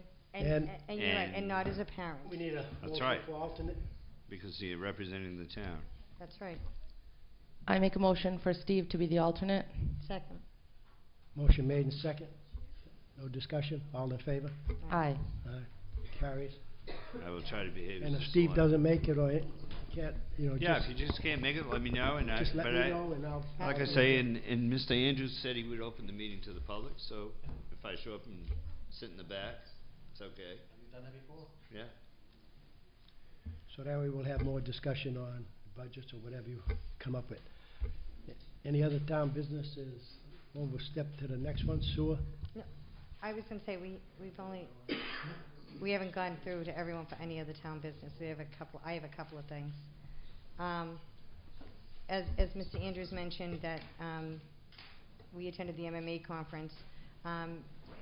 Ms. Winslow, I got a lot of information for, the pay-as-you-throw, so I'll take this opportunity to once again make a plea to anyone out there who is interested in the idea of a pay-as-you-throw. Mrs. Ekstrom? Yep. I was gonna talk about that under liaison reports. Oh, okay. We can't do the pay-as-you-throw under the current system that we have because they were relying on grant monies that we can't obtain unless we have a single hauler. Who was So- relying on grant money? Well, the recycling committee, in order for startup costs for, yeah, please. For, I was gonna go over it in liaison reports, but Okay, I well- guess that for right now, they're not gonna be having that committee or that meeting. They need to look into some of the issues that came up with, so. Okay, I would say, because I'm not quite sure about the grant. I know that the pay-as-you-throw program, that it is, well, I have the information. I can give it to you. I believe that there, thank you. I believe that there is, that even with this program, that you may not be able to get grant money for startups of something, but if you contract with someone to do this, a lot of it is, they will, they'll offer things for that. But, okay, anyway, I have information for you. I attended, one of the seminars I attended. As Mr. Andrews said, we did a lot of the budget ones and stuff, but one of them was, law updates. And one of the most recent ones regarded, I&I and the I&I fees. I don't know if, see Mr. Campino out there waving, I am nodding his head there, smiling. I'm not sure if he's familiar with it. Massachusetts Supreme Court just ruled that I&I fees are unconstitutional because they are not in Emerson versus the City of Boston. They're not by choice. They don't particularly benefit that person, just like a betterment. So there is some case law that I think as sewer commissioners we need to review, and as the sewer department we need to review before we go forward with doing any I&I fees. The other thing is, in conjunction with Mr. Andrews talking about the Mrs. Silva and Mr. Burke working on the business certificates, just a update on the board that Mr. Andrews and I are still working on the Wareham Works, and that we're hoping, I think it was the last, I think it was the last week in March. Is that what it was? Something like that. Anyway, we're the 19th or the 26th or something like that. So, but we are still working on that, and we're going to be really looking into kind of contacting businesses in the community to kind of get it more of like an economic development type of, I don't want to say job fair, but kind of to show Wareham wares, if you will, or whatever. So we're gonna try to expand a little of that, and so we've been working on that. And finally, and I think this may be the most important one, in the past couple of weeks, we've had quite a bit of violence in the town, and I was approached over the last couple of days by some residents who are very concerned and very upset about the negative impression that's being put out there. You know, something bad in Wareham, we get front page news at the Standard Times, and and it's and we have something negative happen, and we're on all three or four channels of the Boston News. We fix it, or something good happens, there's no news team around. So one of the things that I had spoken to Mr. Andrews about this morning after the residents had spoken to me, and Mr. Andrews gave me permission, if you will, to speak to the lieutenants. I spoke to Lieutenant Walsek and Lieutenant Walsh, and that we would like to organize a Stop the Violence rally. Stop the Violence, we know that there's only a few key players out there, if you will. But the community needs to come together. The community needs to, let it be known that we're not going to take this, and that we stand united. Right now, I have also, the police thought it was a wonderful idea. Lieutenant Walsek has talked to one of our other offered to talk to one of our other officers about possibly getting some music, so I'm sure some of you know who that is.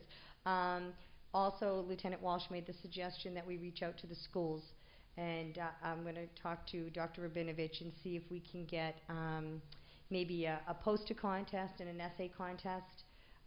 And so I guess this is a plea for some of the local businesses that want to participate. I'm going to contact AD Makepeace and South Coast Hospitals, see if we can get that. And of course, then the Onset Youth Center, the people that are working with that, the Boys and Girls Club, and anyone else. And I'm going to try to see if we can get some type of working group to meet, off the cuff this Saturday, and to try to come up with events and things like that. And so we can kind of show what an awesome community Wareham is, and let the few little thugs out there that we don't want this here. So, and any of you, if any of you would like to come, you're more than welcome to. I haven't set up like an exact time or anything like that, but if I can certainly post it as a selectmen's meeting, and but just that's kind of what the police and and like I said, it came from members of the community, so people are tired of it. That's all I have. Anytime on Saturday, you can just drive around Wareham and try to find something. Well, no, because what I'm going to do is I don't know yet. I have to, because if I'm trying to get in touch with asking a few of these people and no one can make it, then we may have to do it like Friday or something. But I didn't want to go any further with it until I had talked to Mr. Andrews. So like I said, residents had approached me, and I talked to the police, and it's just a matter of trying to coordinate it. But I will do that, and if notify the board. If the board, I can post it. I don't know if any or all of us will show up, but as long as I post it tomorrow sometime, then we're fine. I think you're going to the initial meeting, right? That should be fun. Okay. And then after that, just let us know if you need it. Okay. But yeah, if you don't know a time or a location, and you're telling people you're having a meeting on Saturday, they're gonna have to find us. Right. Well, that's why and that's why I kind of want to reach out to this, to the stakeholders, if you will, to put that out there, and once I get a few solid confirmations, our office will let them know where it is. So if there is anyone else that wants to participate, right? I have the key. Thank Carol, you. do you have anything for any other town business? Nope. Steve? Thank you. Kara, you wanna do, 2 minutes? Is it 2 or just 1 do we need? We have 2 bills. Well, there are billing going out to Bourne. The third quarter billing dated January 19th, covering a time period of January 1, 2011 to March 31st, 2011, in the amount of $61,006.62. I make a motion that we approve. Second. Motion's been made. Second, all in favor? Aye. All opposed? 400.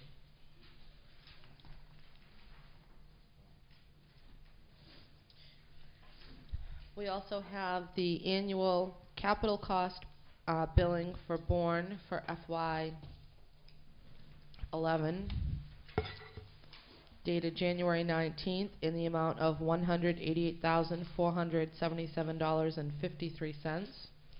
I make a motion that we approve. So Motion made I'm and second. I thought I heard your mama. Motion made and second. Any discussion? No discussion. I'll take a vote. All in favor? Aye. All opposed? 400. We have a sewer abatement request for account number 737968.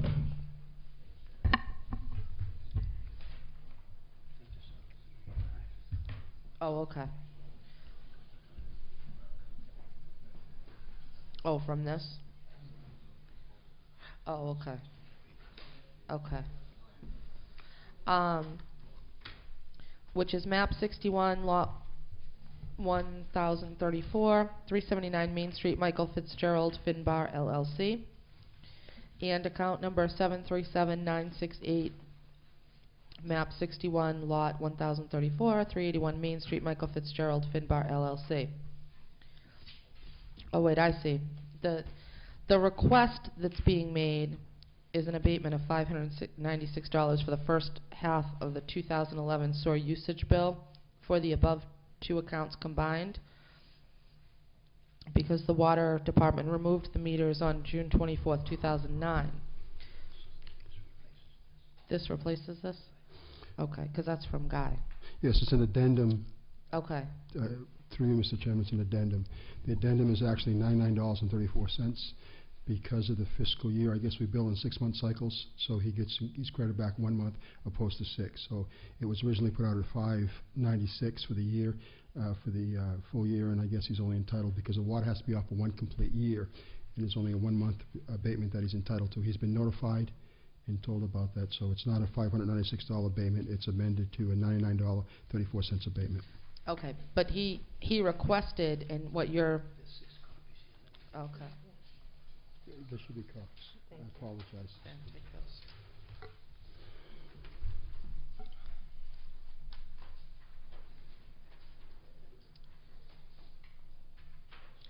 So what you're saying is that the request, we can't do that request. We have to go with a partial abatement in the amount of $99.34. Is that the 2 sewer bills combined, or is that each? It's combined. The way I understand it, and I was confused also, because we found a policy that stated that originally it was a whole 6-month that we had to abate. There's a policy, and I forget exactly when it was, through the sewer commissioners, that they were entitled to do prorating. So therefore, because he shut it off in June, July, it was a month, he had to pay the July and not the June. We go back a year, so he had to pay the 1 month, and that was it, opposed to the entire year. We wouldn't abate him. He was entitled, he had to pay some of that bill. That's how I understand it. So, and he was called and brought up to speed on it, and he agreed to it, and so he's getting abated $99, not $596. Because the policy says see, people turn their water off, and it has to be turned off by the water department and be off for 1 year before you can apply for an abatement.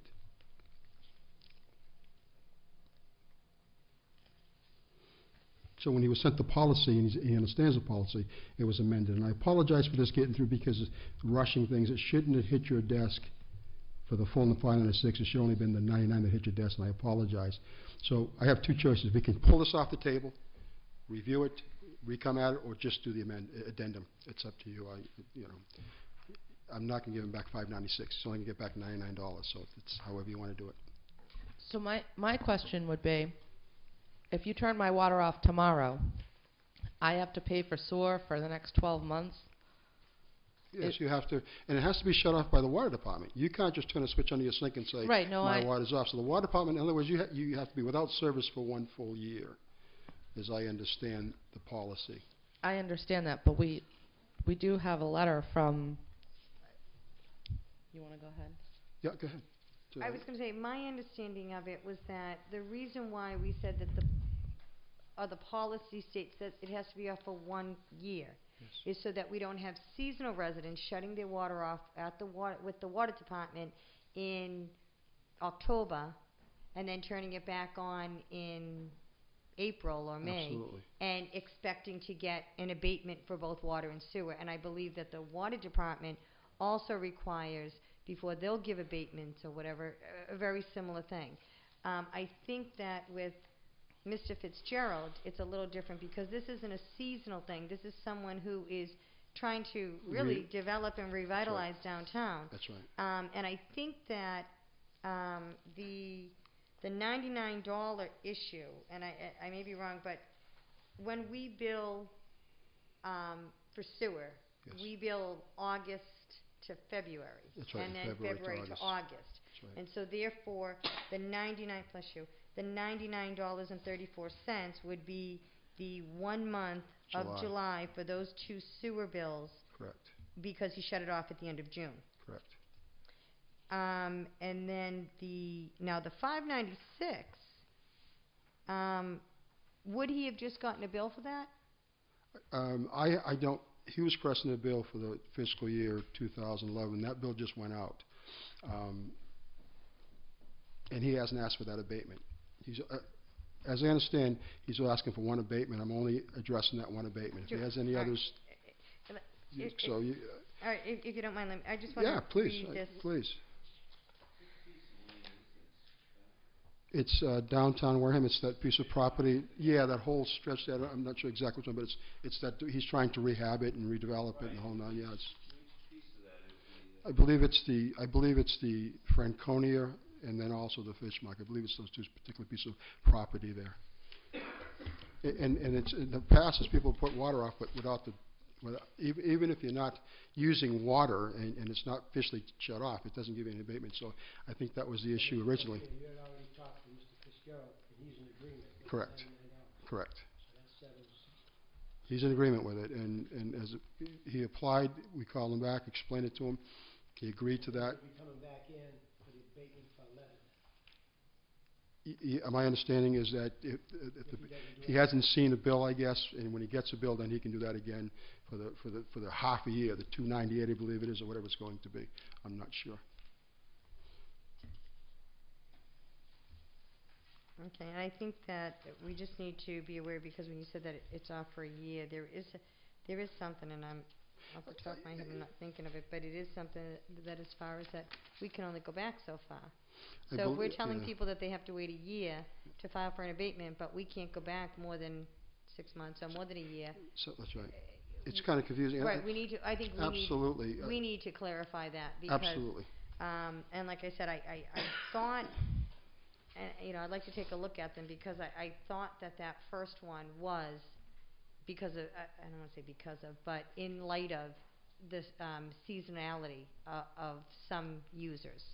Absolutely, some businesses, some homeowners, absolutely, and thinking that they can shut the water off and it bypasses the bill paying, and then they put it back on and they go forward and they can say, okay, give me half a year. And I believe, and under Mr. Andrews' guidance, we were talking about policies in general, and we're going to write up a letter for an actual intern, because we're going to pull all these policies together, have them review them all, go through all the Board of Selectmen meetings, and then we can pull the policies together that are applicable. We pull out, because we have to. There's policies everywhere, and you're absolutely right, Mrs. Ekstrom. You know, it gets confusing, because especially on the billing, because I found two. One says that we were going to, it's a full 6 months, and then I found another one that says we're entitled to a pro rating.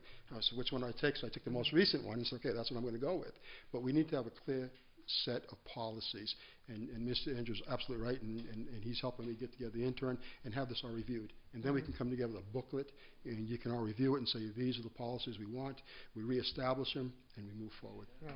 And I have a feeling that over there may have been a lot of policies that were established without the sewer commissioners, without having the sewer commissioner's signature on them, that, you know, you probably are finding I'm those finding things because it's not on your letterhead, it's on our letterhead. And if I find it on our letterhead, then I question the validity of it. If it's on the Board of Selectmen's letterhead, then I say, okay, it came through the Selectmen and Sewer Commissioners, and I'm more likely to believe it. Not that I'm accusing anybody, it's just that because I think if it's a policy, it comes from you folks, not from us, so it would be on your letterhead. Right. And that's So how I'm we're looking just at it.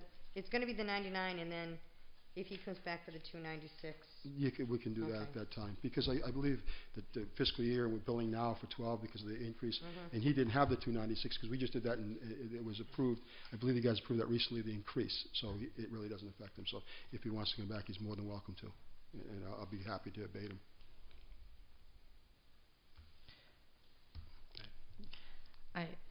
We just told the gentleman who came here who had a structure that had burned down or was decimated that we couldn't go back that far, so that's definitely a 1 year. conflicting.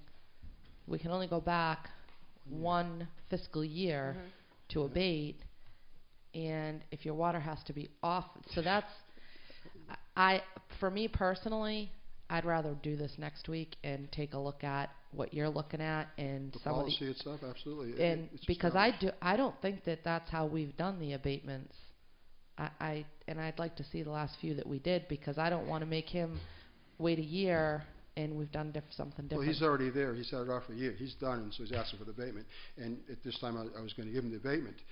If we have to have clarity for the future, then we need to look at that policy and maybe reestablish it, because we do have a policy, and I'll show it to you, and I'll bring it to the meeting. I believe you that states the 1 year, and that's what we have to work with. Right. And I have to go by that. I can't say an exception to it, and so that's what I'm applying. And if we want well, to I change think it, we then may should have change it. inadvertently made exceptions to it, is what I'm concerned about. I can't speak to that.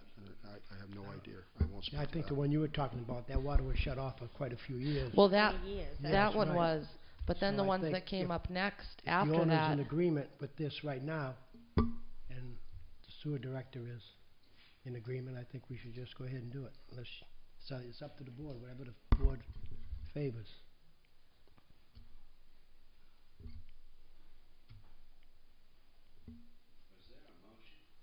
There isn't a I motion think yet. there was a no one's- motion, but I don't know. I think Mrs. Winslow stopped because there was a change in the numbers or something. Correct. It was an addendum. The addendum. Yes. Yes. Yeah, originally you have the one that says 596. So him and Mr. Campino and Mr. Fitzgerald ironed it out and came out with a $99 abatement. And they're both in agreement, and it's been just about a year, so. I agree. Yes, and we definitely notified Mr. Fitzgerald. And then that we approve this abatement for account 737-967, 737-968 in the amount of $99.34. Motion In made. total, right? In total. Second. Motion made and second.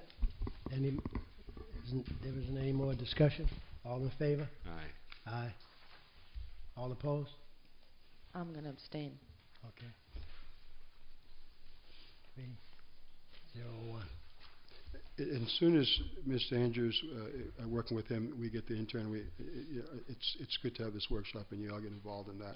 And his advice has been, really, really superb in that area, because there is confusion in policies, and we have to standardize.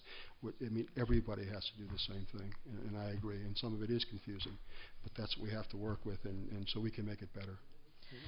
And Yeah, Mr. no, I think that's a great idea. So we'll go from there. and Mr. Campina, and you and Mr. Andrews can get together, and even if we have to have a sewer meeting specially, just for sewer, it may be better. This way we concentrate on one thing. You're not here to the end. Whatever day you want, we'll get up with the board, and we'll meet, and we'll do it as the sewer commission. Okay? Thank you. Okay, we have another abatement request. This request is dated January 10th, 2011. They're looking for an abatement of the sewer betterment of $15,010 assessed to number 6 Parkwood Drive, map 38, lot 321B. According to the Board of Assessors database, this map and lot is a vacant, non-buildable lot and was not given a lateral for a sewer connection. The property owner is Steve Barrows, who resides at number 4 Parkwood Drive, but uses number 6 Parkwood Drive for mailing purposes. And Mr. Campino was kind enough to enclose the backup to this from the assessor's database. I know I have the same issue on my property. I have 2 lots, but only one's so I sympathize with this. So the motion would be to approve the sewer betterment abatement of $15,010 assessed to number 6 Parkwood Drive, Mr. Steve Barrows of number 4 Parkwood Drive. Second for discussion. Go ahead.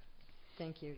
Just very quickly, I absolutely understand what's going on and why it's going on, but are these 2 parcels actually, I mean, by looking at this, it looks like that they actually get separate bills for these parcels? According to the assessors, there was 2 separate buildings, and he actually owns 3 lots. And some reason 2 lots get combined into one, and then he has the other. Well, His driveway is on 4 Parkwood, which is a piece of land, which is non-buildable, and then 6 Parkwood is non-buildable. His house is on 4 Parkwood, but his address is 6 Parkwood, and then there's another small piece of property next to that that's his, that's not mentioned here, and there's only 1 property, and there's 1 lateral. And so, you know, when he came to me with it, I just told him just to pay the 2 and it'd be done with it, and he wasn't happy with that. So we discussed it further, and he was absolutely right, that he's getting two betterments for 1 property, and he only has 1 lateral. It's No, kind of and I have no problem with that, and I do understand it. What I'm saying is that my concern is that in 1951,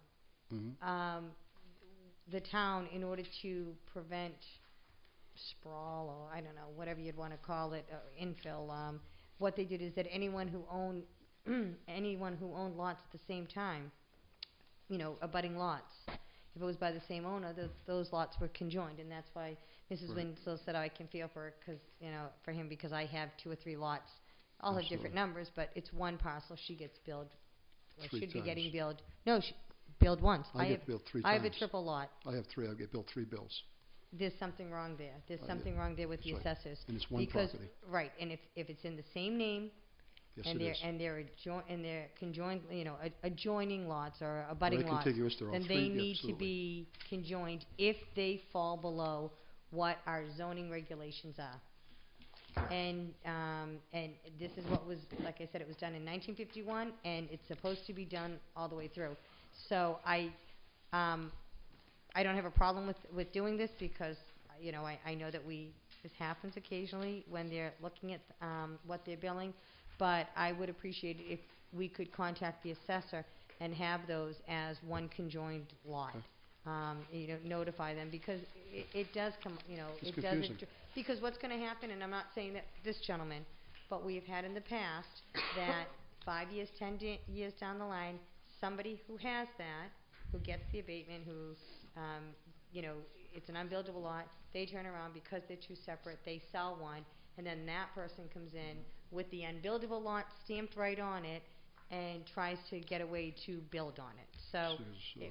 these things need to be cleaned up as we find them. So I'd appreciate if you would contact notify the you. assessors, and if there's something that I'm not seeing, but I'm pretty sure with zoning that's the way it was. And looking at the size of these lots, you know, I mean, right now that area, it's MR30. So 30,000 square feet, they don't add up to that, so. And I agree with you. I have that fear also because part of my problem with the whole thing is sewer coming through a neighborhood. And also, everybody tries to take these small lots and make them buildable, and then we have a lot of problems. Welcome to Rose And Point. so- yeah, absolutely. And I drive So- through Rose Point, and I'm just amazed that some of these mansions on the water, and so we're taking two-bedroom cottages and we're making these huge houses, Right. which taxes our system. We only, when we do the capacity, we have a specific number, and then we allow these expanses, and then, of course, it changes everything, and that taxes the system. The betterment doesn't pay for it, so Right. it becomes a tax to us, and then we're catching up trying to run and operate with limited funds, and we're getting more than we're being paid to treat. Absolutely. Okay. Mr. Chair, ahead. through you to Guy, how many is this now? To answer your question directly, Are we I've up to only seen 4? one, Is but I this hear number 4? I've heard rumors. No, another lady has been mentioned, but this is the only one that's been brought to my attention that I'm acting upon. Right. I've heard talk Because- of 3 because others, the but I haven't abatement- seen them. Well, the abatement on this document says $15,010. That's not quite true, is it? Well- That's not the total that the town is going to lose because of this miscalculation. It's removed. It's 15,000. We give it back, and it's- $15,010 plus 20 years at 2.5%. Absolutely. We And- have to pay 2.5% on that, we're paying 2% on that $15,000 over 20 years. So the abatement is more than in the long run, $15,000, absolutely. correct? If you look, if you look in the long run, because this $15,000 was figured on the number of properties we did the entire betterment on. Can we get So, that number for next week, Mr. Chairman? I don't know please? what's going to happen in Mr. the I'd long like run. to know but how many official betterment fees in contract 1 are we already out? And this is one of the reasons why we had a long debate a few weeks ago, whether no interest or a 0.25% interest or a 0.5% interest covers this project. Because this is more than 15,000.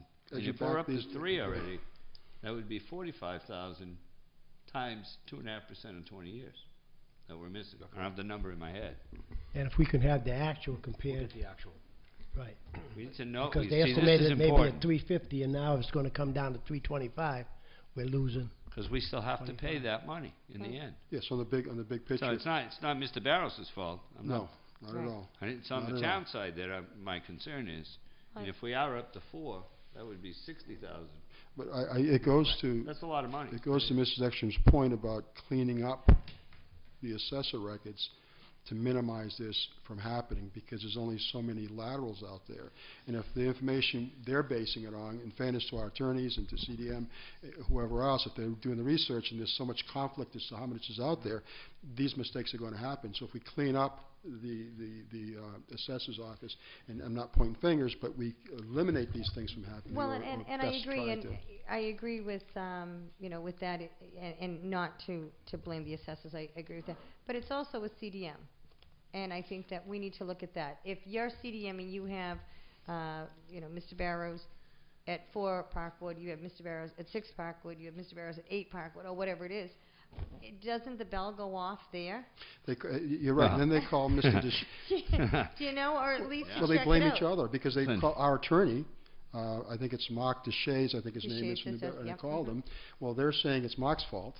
Mark's saying I gave him all the information, so now we have to play this blame game, and it doesn't do anybody any good. The bottom line is that we have to make it better, and I'll take the initiative, and I said there's somebody in the middle, so I'll take the initiative, and then I can physically go and inspect and say, hey, wait a minute, this is a corner lot. You can't have two laterals here, or 1 lateral, so I'll take that responsibility as we move forward into other projects and make sure that this doesn't happen, because I have to be the go-between between Deshays and CDM, because one's here, one's there, and there's no communication. And I appreciate that, and going forward, I do appreciate you doing that, but I think that, you said, pointing fingers and, nothing is done, but the Somebody's gotta truth pay of the for it. matter is, pointing fingers, unless there's a finished product as to which finger is pointed at, it's the residents that are gonna end up, the Who pay sewer the users that price. are gonna end up paying. So Absolutely. I agree. think that it definitely should, at least be spoken to. This isn't the first time that it's happened, with projects.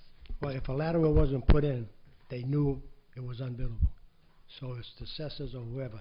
And with this fella here, he should put the correct address no matter where he's living at. Whether he's living at 6 and 4, so it's misleading. Well, he uses 6 as his address, and 6 is his address, mailing address. 4 is a lot that 6 is on. The lot next door is 6 is a non-buildable lot, so it's confusing, and somebody Yeah. needs to straighten that out. And who that is, I don't know, but somebody needs to straighten those little tiny. There's a lot of these little issues out, and it comes to light when you do a sewer project, because it is coming to light, and I don't know how many more are out there, but The if they come forward, bottom we'll line, though, address them. Mr. Chair, is Absolutely. that we went through this large exercise a few years ago on these contracts, and literally, if you think about this, somebody literally walked and dug and surveyed inch by inch of these these areas of the town, and I just find it hard to believe that somebody would walk up to this parcel of land with a map and not understand that there's only one there. I just don't get that. Do you? No, I don't, because there I is don't one. get that. I drove my, well, let me go see. And that because I just need to cost know. us a lot of money. Yeah, and there is just one. Make no mistake about it. And I'm There's not one blaming house assessors. on I'm that not corner blaming lot. anybody. No, All I'm but- saying is You're absolutely right. they had a list, right? And we went off the list. And then somebody actually walked the streets and looked at these properties and dug and put pipes in and never once said, geez, you know what? On my chart here, it only says one. And yet we're going to bill for 2. It speaks to we accountability and lose money. responsibility, because someone should take it a step further and say, wait a minute, I know this says, but I only gonna put one lateral, let me make a note and pass that on, but I have you're paying me for one job, and that's all you're gonna get, the mentality of, you know, I hear ya. I can't speak to that, but In you're right, I agree. reality, we're really not losing anything, because if they figured out how many laterals there were, and they didn't put that lateral in, so it wasn't figured in, it's just the assessors that charging for the But they- lateral that wasn't in. I understand that, but if you see this parcel, that parcel was billed, so when they did the total numbers, they counted those parcels, Right. divided that in, When they not the count lateral. when they count the parcels, they put a lateral for each house that's buildable house. If it wasn't, they wouldn't put a lateral in there. Right, and they didn't So put a they didn't put lateral. They didn't put a in lateral, let me put a lateral for the So, one. you know, it's But just a they billed mistake. for the lot. It's a mistake on the assessor's part, that's all. Right, but I, 15,000 I don't know, should have been spread out amongst 400 people. No, they That never- 15,000. They never losing put the that, lateral no? in to begin with. They count the laterals. But they counted this for the betterment Yeah, absolutely, on our total bill. absolutely. Well, the assessor counted it, but when we got the contract, it's bid on so many laterals, so many linear foot, so many laterals. So the contractor was right because it wasn't. It was our mistake. We Well, the- billed them They for count And laterals. parcels. Mr. Cruz, you're right. I think Gioso, you're right. The contract was right with what he did. Right. And I believe where we're coming down, or where the error was made, is our attorney, Mr. Duchesne, is saying, hey, every lot, I gave you the information, and gave it to CDM, which CDM was to, hey, we have 100 laterals and we have 101 houses. What they did is that they billed 101 houses. That's how they figured the numbers. That's how they figured the betterment. They took the Right. 101 parcels, divided the number out, so this is our betterment. And Right, it's they really did the 100. parcels instead of the laterals. Right. And that's, So that that- therein lies the problem. And I guess everybody's that's betterment what- should have been split by another 15, but I think the number is up to 4 the last I heard. Mr. Chairman, And we can we get will- that we number will from get that. Mr. Andrews next week. You will maybe. get that number, and also, let me just harken back to, real quick, to the retrospective betterment project that we got done to understand what happened in the past, because to understand what happened in the past gives you some mask of going forward to understand what we can do in the future. And I agree with Selectman Holmes. Somebody was paid to go to each of these sites with a flag and put them in the ground, and it didn't get done. And the next time we do the next contract, I can assure you it will get done, particularly with Mr. Campina's leadership on this. So, Guy, let's get that information together Absolutely. with the assessor's office and get it to the board so that they can understand it and move on from there. Thank you, Mr. Chairman.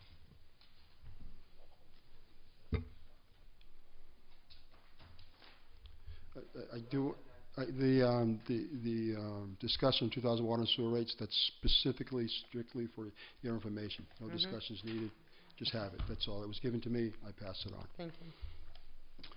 And the only thing I have real quickly is, at the last meeting, Mr. Holmes asked me to go out there and find out about the location of the pump station in Agawam. So I spent some time talking to the individuals that are actually out there. Here's my take on it. I'll tell you what I'm finding out. First of all, CDM says we can put it on our property. that we own, which is west of where it's proposed on the property of the three gentlemen out there. And we can do that. It's an added $235,000 cost, $225 because of the 20-foot dig, and $10,000 for engineering fees. And those numbers are based upon the $3.5 million projected when they originally did it. So that number may change when it goes out to bid, but they're using existing numbers when they put them together originally. So we know we can do that at an added of $225. Now, I talked to the individuals that own the property. None of them that I talked to are willing to give up the property, but all of them do understand that in the best interest of the community that we may decide to use that property. And then they're worried about fair compensation. And I just explained that to be appraised, and that's what it would be used by, and they certainly have an input in that process. So the decision would be to this board, and next week you'll have CDM here. Mike will be here in front of you, and you can ask him specifically for real specific numbers. But we can, and we have, time is the essence to get this out to bid. So our choice is, do we just cite it where it was going to be cited, tell the individual that that's what's going to go, and do the fair compensation. I talked to the attorney about eminent domain, and certainly you folks have that power. That's your decision. Or you have the lot. That's going to be more because we're going west, and it's such a high cut. That's where the money's coming in, and 20-foot cut. And then I worry about the water table, and they don't even know how much water they're going to have to take out to do the construction. And you're going from plastic to ductile because of the depth. So those are the specifics. So we need to make a decision, decide we're going to site and move forward. Mayflower Ridge, pretty straightforward. The gentleman that we're going to site it on is in agreement, has no problem with it. We'll get that done and we'll move forward, and that part of it can be done. The other alternative I asked, and CDM will come back with some numbers, and I just threw this out there. What would happen if we dropped off Mayflower and did just Agawam, got rid of that pump station, the linear feet? How would that cost affect Agawam? I don't know. It's just an idea. I don't know about the comprehensive plan. Can we drop? He said we can, but that's something we'd have to decide upon, and maybe put it in a later date to another comprehensive plan and stick the Mayflower Ridge into that. So there's some decisions to be made, and you can put all these numbers together, make a decision, because there's going to be a substantial betterment, and I think we need to consider that. So that's what I found out in the last week for you, Mr. Owens. Well, Mr. Chair, I would say that we definitely need to have that conversation with Mr. Judas as soon as possible, because time is of the essence and it has to go out to bid, and those decisions need to be made fairly quickly. He needs 4 weeks to complete his engineering before we can even go out to bid. So, and we have to be the bid by March to meet the June shovel ready, shovel in the ground deadline for the revolving fund. So time is of the essence. And I do want to say this, one of the things that was constantly brought to me is communication. One gentleman Gary talked to, he owns the corner lot there, and he said he was contacted in 2009 and he wasn't contacted since then. And I beg to differ, because people did say they contacted him, but he said he hadn't. But there's a communication thing, and I, like I said to him, there's two sides of it. This is open and notorious. And sometimes I need to go seek out the information. I've been told for many years, ignorance is no excuse. Well, sometimes you need to seek out information. And I'm not saying that we didn't do our due diligence, but at the same time, they must do their due diligence. And let's keep that lines of communication open, because it takes two to communicate, not just one. So I think communication is critical as we progress on. So. Well, March is there a date in March by which we have We're talking March 1. We have to be out to bid by March 1? Yes, there's probably a week fudge, but if I say March 10th, we'll probably shoot for it. It's best in talking to Mr. Judici, March 1st is the date we should shoot for to go out to bid, because we got to get the bids out there, review them, and we're suspecting, because of the economy, we're going to get a whole lot of them. So that means more that we have to weed through. So, well, and better prices. Absolutely, because much better the prices. anticipated betterment on this is in the high 30s, right? It's 35, 36. You take 3.5 divided by 141 is your ballpark. It's big. So yes, and we should get lower bids, and there's going to be many of them. We just have to be smart too, because there's going to be a lot of people bidding that may not be qualified, and of course there's a process to weed those out also. But we have to be realistic. But I suspect we'll get lower bids. People are starving. There's companies with trucks parked. Yeah, absolutely. The time is right to get the best bid possible. If we decide that we're going to move forward, then we need to I agree. Or we can say drop the whole thing. If we think that the prices are going to be substantial, that may not be fair, then we have to make that decision also. But we'll never get better prices. It is on our list, and so we have to decide what we're going to do. Through you, Mr. Chair, Guy, thank you very much for that follow-up, and I think that it's important that you keep that forward. Now, I'm going to make a statement to you that I'm going to hold you responsible for this project, just so you know that. Okay.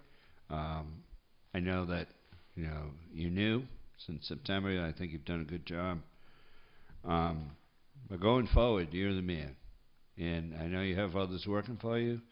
I know you have other people doing things for you. But I'm going to hold you responsible. Doesn't mean a hell of a lot because there's 5 of us. But this one is going to hold you responsible.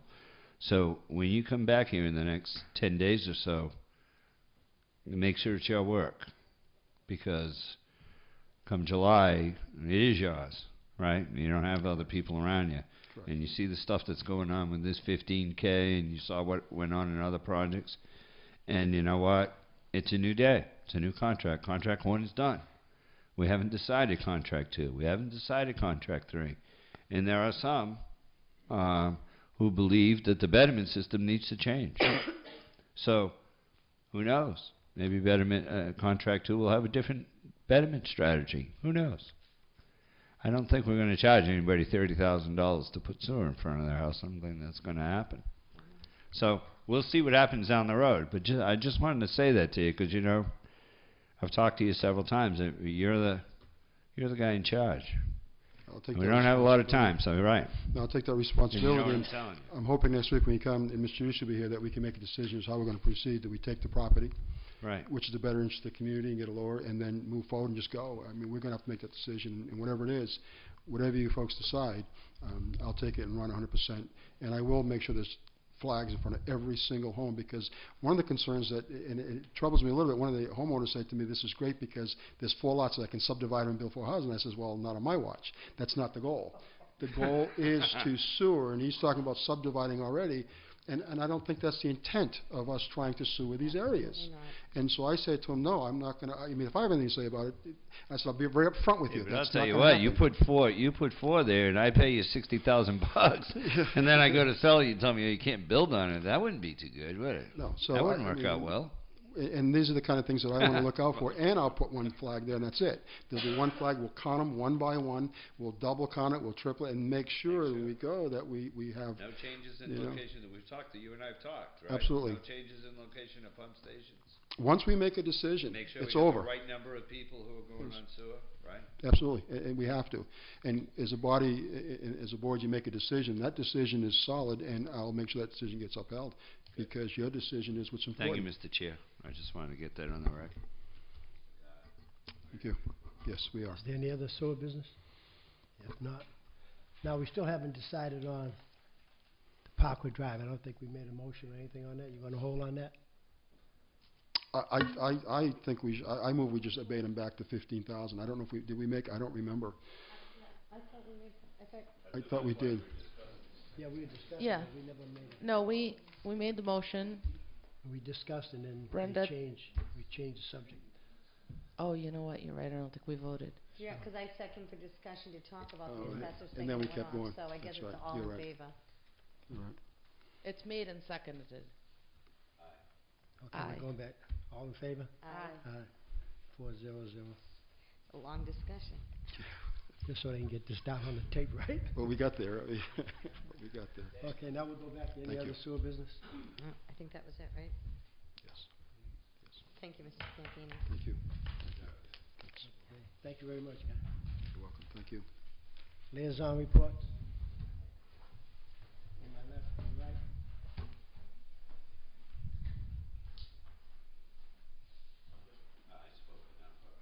Thank you. The recycling committee is going to have to rethink going about the pay-as-you-throw, where there's an awful lot of questions about the plan that they had originally hoped to achieve, and the reason that they put together the committee that they did in September, which never really came to fruition because nobody from the community really stepped up to do it. But anyways, if you were thinking about it and you just hadn't quite gotten to town hall yet, you do not have to submit your application at this point. We will get some of the questions answered, and some of them have to go to council, and of course we're going to wait for that day when he's free, and we'll go from there. That's all I have. Oh, but can I just say something? I want to make sure, Mr. Andrews, that I get copied on the capital planning agendas. There was a capital planning meeting yesterday that I wasn't aware of. You have to talk to, who's the chairman? Well, the email's coming from town hall with the agenda, but I'm not on the email chain. We can make that correction through you, Mr. Chairman, but I don't send out the correspondence. No, I think it's coming from Barbara. For the Capital Planning Committee? Yeah. Barbara Marcos. I think Dave Trudell and Alan Slavin, I think Mrs. Slavin handles it. I'll send you what I have, and we can backtrack and make sure that you're on it, Member Winslow. Well, I just want to make sure that I know about those meetings. You know, yesterday I hadn't planned to be there, and I had to be somewhere else, and... Okay, but I think you're talking to the wrong guy, but I'm happy to make that effort to make sure that it happens. Okay, well, but what I'm saying is that the email that had gone out notifying the people of the meeting had originated in town hall, at a town hall email address. It wasn't from Mrs. Slavin, so that's all I'm saying. Okay. Yeah, because Thank you. the few committees that I'm on, the chairman usually sends each individual a notice, so. That's Maybe. what I thought. I thought it was Right. usually the chairman, but if it's coming from town hall. Yeah, I'm happy to make sure you're on the chain. I know Mr. Slavin and Mr. Trudell have been working hard to get their capital plan ready for the springtime, and I'm happy to make sure you're on it. Brenda? I don't have anything for liaison reports. I would just remind the chair that we did table the executive session minutes until Mr. Cruz got here. So before we adjourn, if we could do those once Mr. Cruz is done with, Mr. Holmes and yourself are done with your liaison reports. Are you talking about the minutes? Yeah, just to do Right, those the once we're done. I December. don't have any liaisons, so. The December 14th minutes. Are you going to do a liaison report, or you want me to just do But you these? can- Yeah, this is what we have last, is Yep, is the... it both minutes, or we have? Well, I'm sorry, and I was just doing it to remind. I don't know if Mr. Holmes or yourself, if either of you have liaison reports. I didn't want No, to take no, it out of order. We went from, Okay, well, all right, fine then. It's only one because both Mr. Holmes was absent on July 1st, and I had to leave early on July 1st, so we need to wait. No, there No, was no. the other one. I'm sorry, Right, there was the just December 14th. December 14th. Right. Okay, and Walter asked if it was both, so Oh, it's I'm only sorry. it's only one. you want me to make the motion? No, I got it. I make a motion to approve the executive session meeting minutes of December 14th, 2010, and hold said minutes. Well, actually, but I'm abstaining, so Right, You it can can tell be, me. right. You can yeah. tell So we're going to make a motion to pass it, or You without know. the whole, I You don't can think we make need a whole. you can make the motion to approve and hold, and I'll second it. Okay, I made the motion. Brenda seconded it. To approve and hold the minutes of December 14th.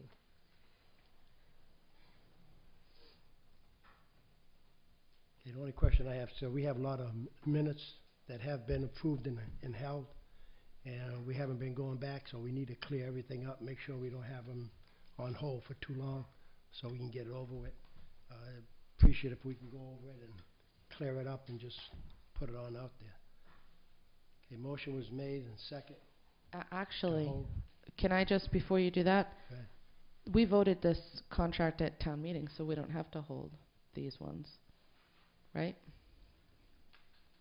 You're doing December 14th one, right? Right. And this was executive session, so. Was the executive session for number 3. Right. This is attached proposal. Wouldn't the matter be considered resolved now that the... Because everything has been resolved with it, so. Any other discussion? So you still want to hold? I don't think we need to hold them.